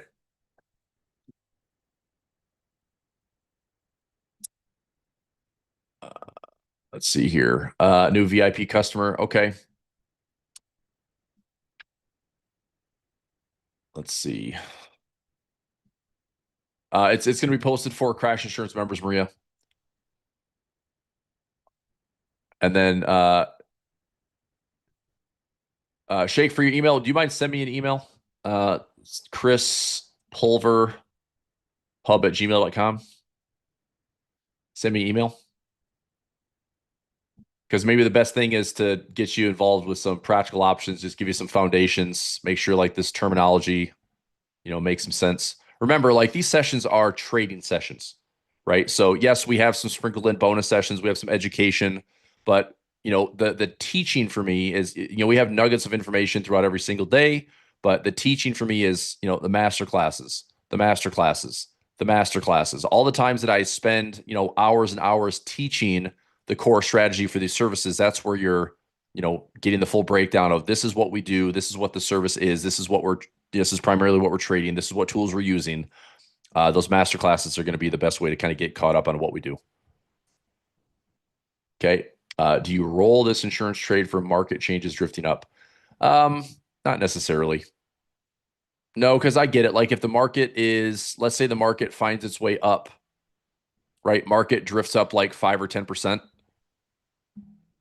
Remember, what is a roll, Dave? If I roll this trade, okay, if I roll this trade, what am I actually doing? Well, I'm taking a loss in this trade, and then I'm just going to roll it and set a new parameter. So I lose here, and I take another trade, and it's still the same threshold of like, okay, maybe this is a 20% correction, but I'm still booking a loss. I'd rather just leave it there. If anything, it's like if we struggle, here's just thinking out loud. If we struggle to get above 7,000, this is what I can see the market doing. We have look at how tough this is right now to start making these higher highs. That has rising wedge written all over it. Now, to me, a rising wedge is not a end of times topping pattern. What a rising wedge is for me is when this corrects, we have this low that gets tested, and the market then finds its way to bounce from there.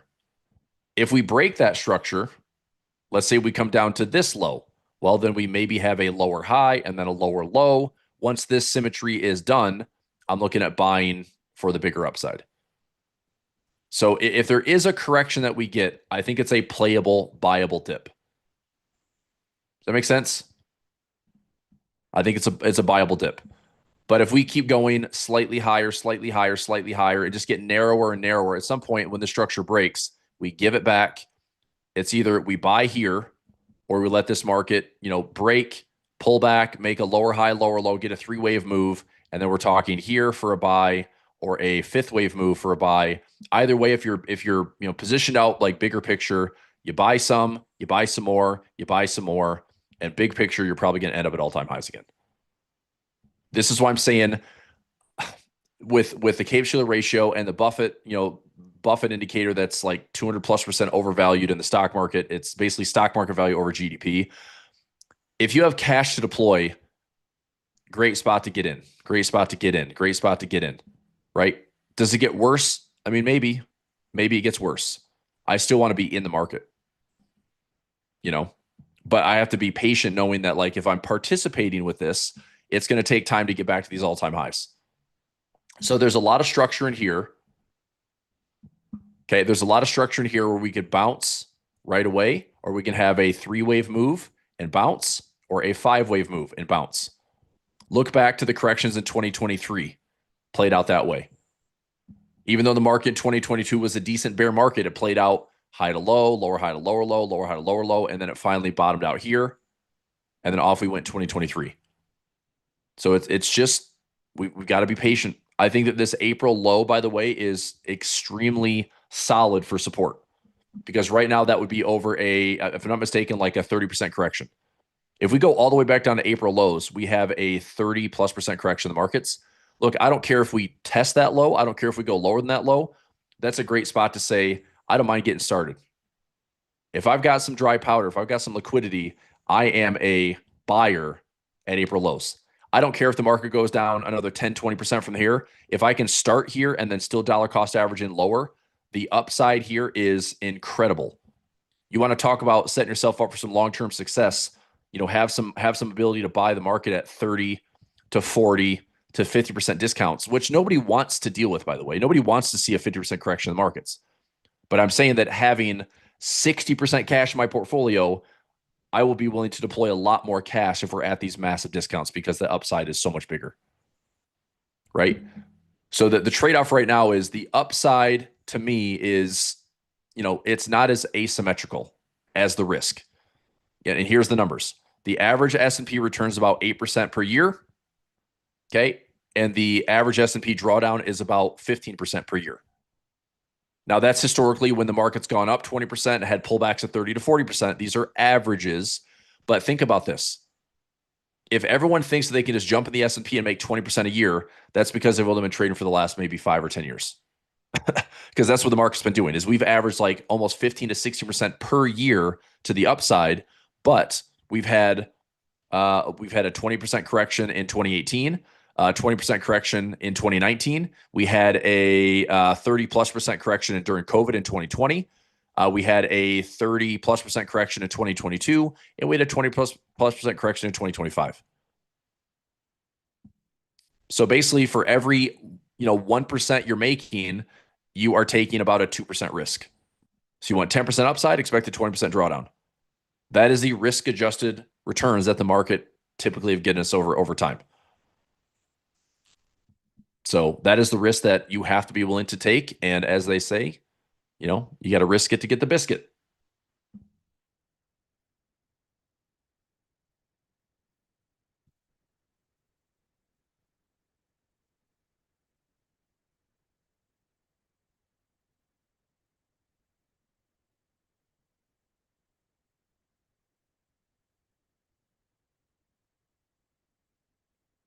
Okay.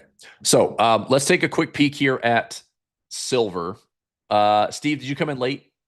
I've talked about that trade all morning. I got out of the trade last week. I posted on Telegram. It was here on Wednesday. So this is the trade that I exited. I was in for $1.20. I exited for $2.75 on Wednesday. The trade is still probably trading for about the same risk if you want to close it out for a small loss. Point is because we're going into the weekend, we need to see if price will stay. Well, I mean, price at this point needs to rally pretty hard. We need to have like a 60-point rally, 50-point rally by Monday, and I don't necessarily see that happening on Monday. So it's just my thoughts. But if you go to 1.5, it was the 69.15. All right, my 50 by 45 just got filled, by the way, for credit. So this engineered option trade right here, engineered options that I shared on Monday, this one just got filled. That trade just got filled. So both of these are running. Okay, so this is filled, and it's not looking great. This one just got filled. So by Monday, if price can get back above 68.50, I can win 250 here, and I can lose 250 here, which again, I don't want to lose, but the reality is I wash and I don't make any money, but it's better than just losing 250. That makes sense? So let's see if price can get back above 68.50 by Monday's close.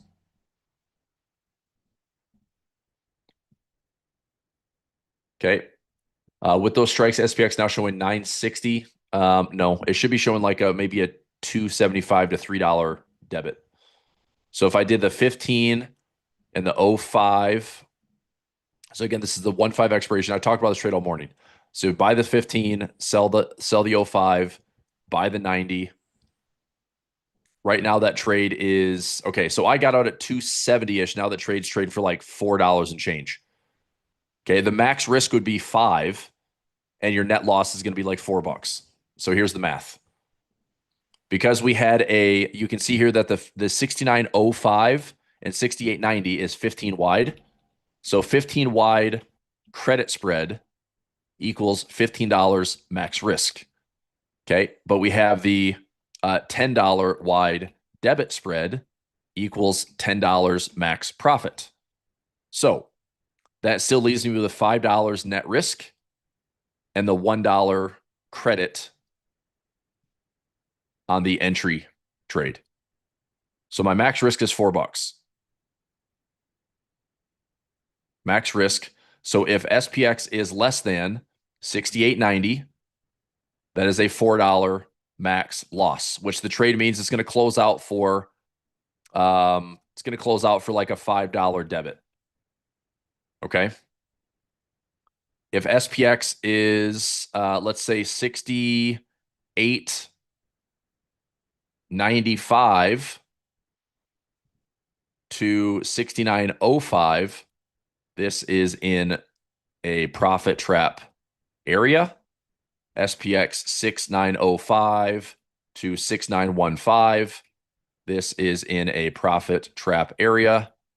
And SPX greater than 6915 equals the $1 credit full profit. So there's no upside risk on the trade. It's only to the downside, which right now we're trading at 68.35. So right now the trade is not looking great.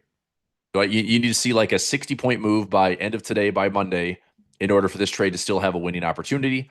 But it didn't work out. Like, it's not looking good probability wise, unless we get the market to rally hard by the end of the day to keep us within maybe 20 points or 30 points of that 6,900 level. It just looks like you're going to take on some risk. So, I closed out the trade for a 275 debit. I posted that trade on Wednesday. Okay. If you didn't see it, I understand, because it was holidays, right? It's New Year's Eve. Markets were still trading for the day, but I posted it. Maybe you were gone, but I closed out of the trade. I said I'd manage the trade. So I did. Am I happy that I've taken on a little bit less risk? Sure. Now it's trading for 360. So rather than me losing about $150 on the trade, I'd be losing about $250 on the trade today. Versus Monday, I'd be losing $400 on the trade. So all I'm doing is shaving off a little bit of the risk. Okay. Penny says, starting with 2000, we've never had more than 3 years with an up January. Oh, I thought you were going to be specific on years. Yeah, we'll see. Look, I think the market needs a little volatility. I mean, before I go on, that's I appreciate that. Okay. Any questions on this? Steve was asking about this earlier. Are we good? If you're going to hang on to the trade, your max risk is $4. If you're out of the trade with me on Wednesday, you lost $150 to $175. If you're out of the trade today, you can close it down for, just over $200 risk. This morning it was trading for a little bit less because we had that gap up. So just we'll keep an eye on it. Okay. But I am out of this trade for a small loss. I am still managing an engineered options trade, which is this one. So I got filled with a 50 by 45. So I'm looking to see by Monday if price can get back above 68.50 to hopefully keep that full 250 credit. And this one would be a risk. So I'm risking, 250 below 68.95. Okay, fine. And I need price to be greater than 6,900 in order for this one to win. So if I lose and I win, I'm down fees for the week, which would be about $5. Less than that. It's actually what? About $2.40 a fee. So, I mean, my break even is down to $2.40. No big deal. But we'll see. But at least I have some levels in here where it's like, okay, I've got the market. If it's going to go higher, this should be an easy win. If the market falls, I've got a decent level to trade off of. So that was kind of why initially I called this thing income grid. But the team is going with engineered options in that place. So whatever. If you trade XSP, similar, just much tighter risk. 50 cents credit, 50 cents credit. You're filled on these. You're risking 50 to make 50. You're risking 50 to make 50. Okay. All right. Good on that, Steve. Nice. All right. Um, okay. So we're good on that bonus trade. The crash insurance. So crash insurance, if they still have the link up, prosperitypub.com/crash. That's a webinar link. Um, give the team a ping. That can be what support as prosperitypub.com. Let me go into this here. So if you'd like to get that crash insurance, it's $97. That's just, I hedge like 6 to 12 months. It's just insurance. Last year we won, I think, 3 trades that paid, 3 to 1 or 4 to 1 or 2 to 1 or 5 to 1. It was a little bump. It helped, but I lost, a couple more. But I mean, the net result is we were profitable on the hedges. It just the market was up pretty much all year, so we didn't need the insurance. But the nice part is when we did get paid on it, it still helped. So anyway, what is this? Okay. So if you want the crash insurance, then give us a call. 904-706-3537. You can email the team and ask about it, support@prosperitypub.com, and just ask them specifically about crash insurance, and they can send you the link. It should still be a $97 product. Okay. All right. Yeah, we can run that, Blake. Yeah. So I know I went a little bit long today. So let me just do a quick recap here to wrap up our live session time. Blake is going to run a waterfall income session. We have trades looking pretty good for waterfall. Like I said, we have 5 open positions that are all expiring in the next like 15 to 45 days that are like 99.5% chance of profit on all of them.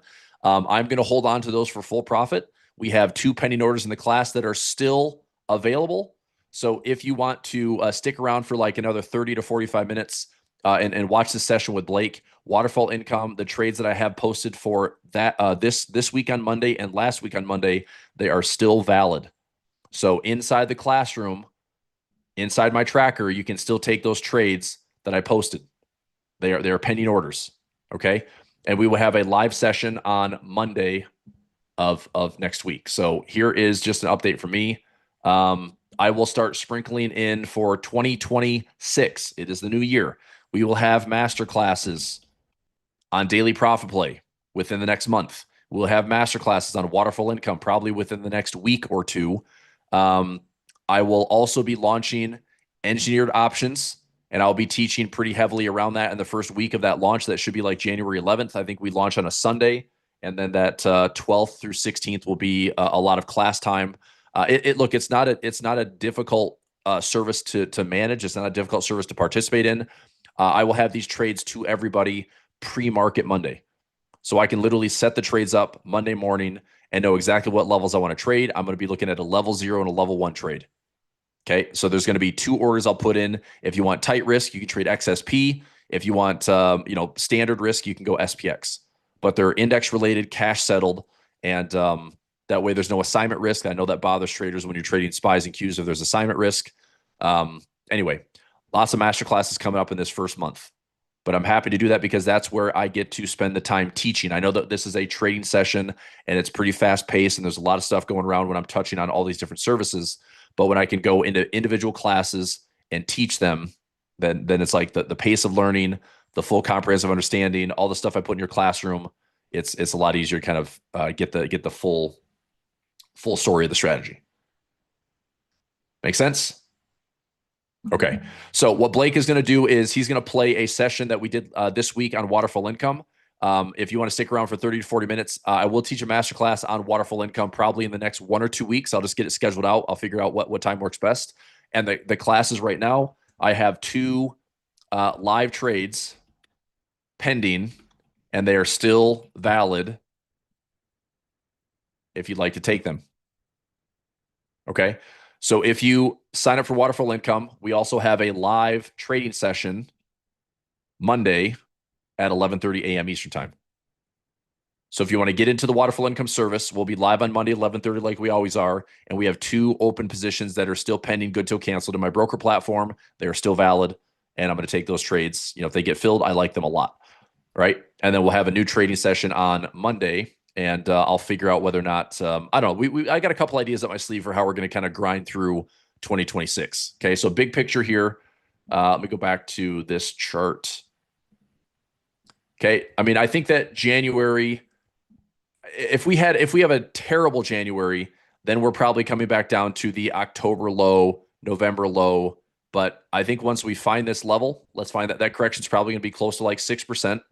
Could I see the market dropping 10%? Sure. I really could. But after we get a 10% dip, guess who's going to start talking about it? Trump, the Fed, everybody will start talking about it, right? And what's going to happen? They'll start talking about the top is in the dot-com bubble, but something's going to help this market probably find support and work its way back up to highs again. I think this market is going to buy the dip. I really do. So I would welcome a correction early in the year so we can then get a push into the end of the year, or get a push into the first like half or the first like 2/3 of the year before there's some midterm drama maybe in November. But the hardest market, in my opinion, is this higher, higher, higher, higher, higher, and we just trade like nothing's wrong, nothing under the surface is terrible. But if it's a rising wedge, I think that rolls over, and we see what that structure looks like.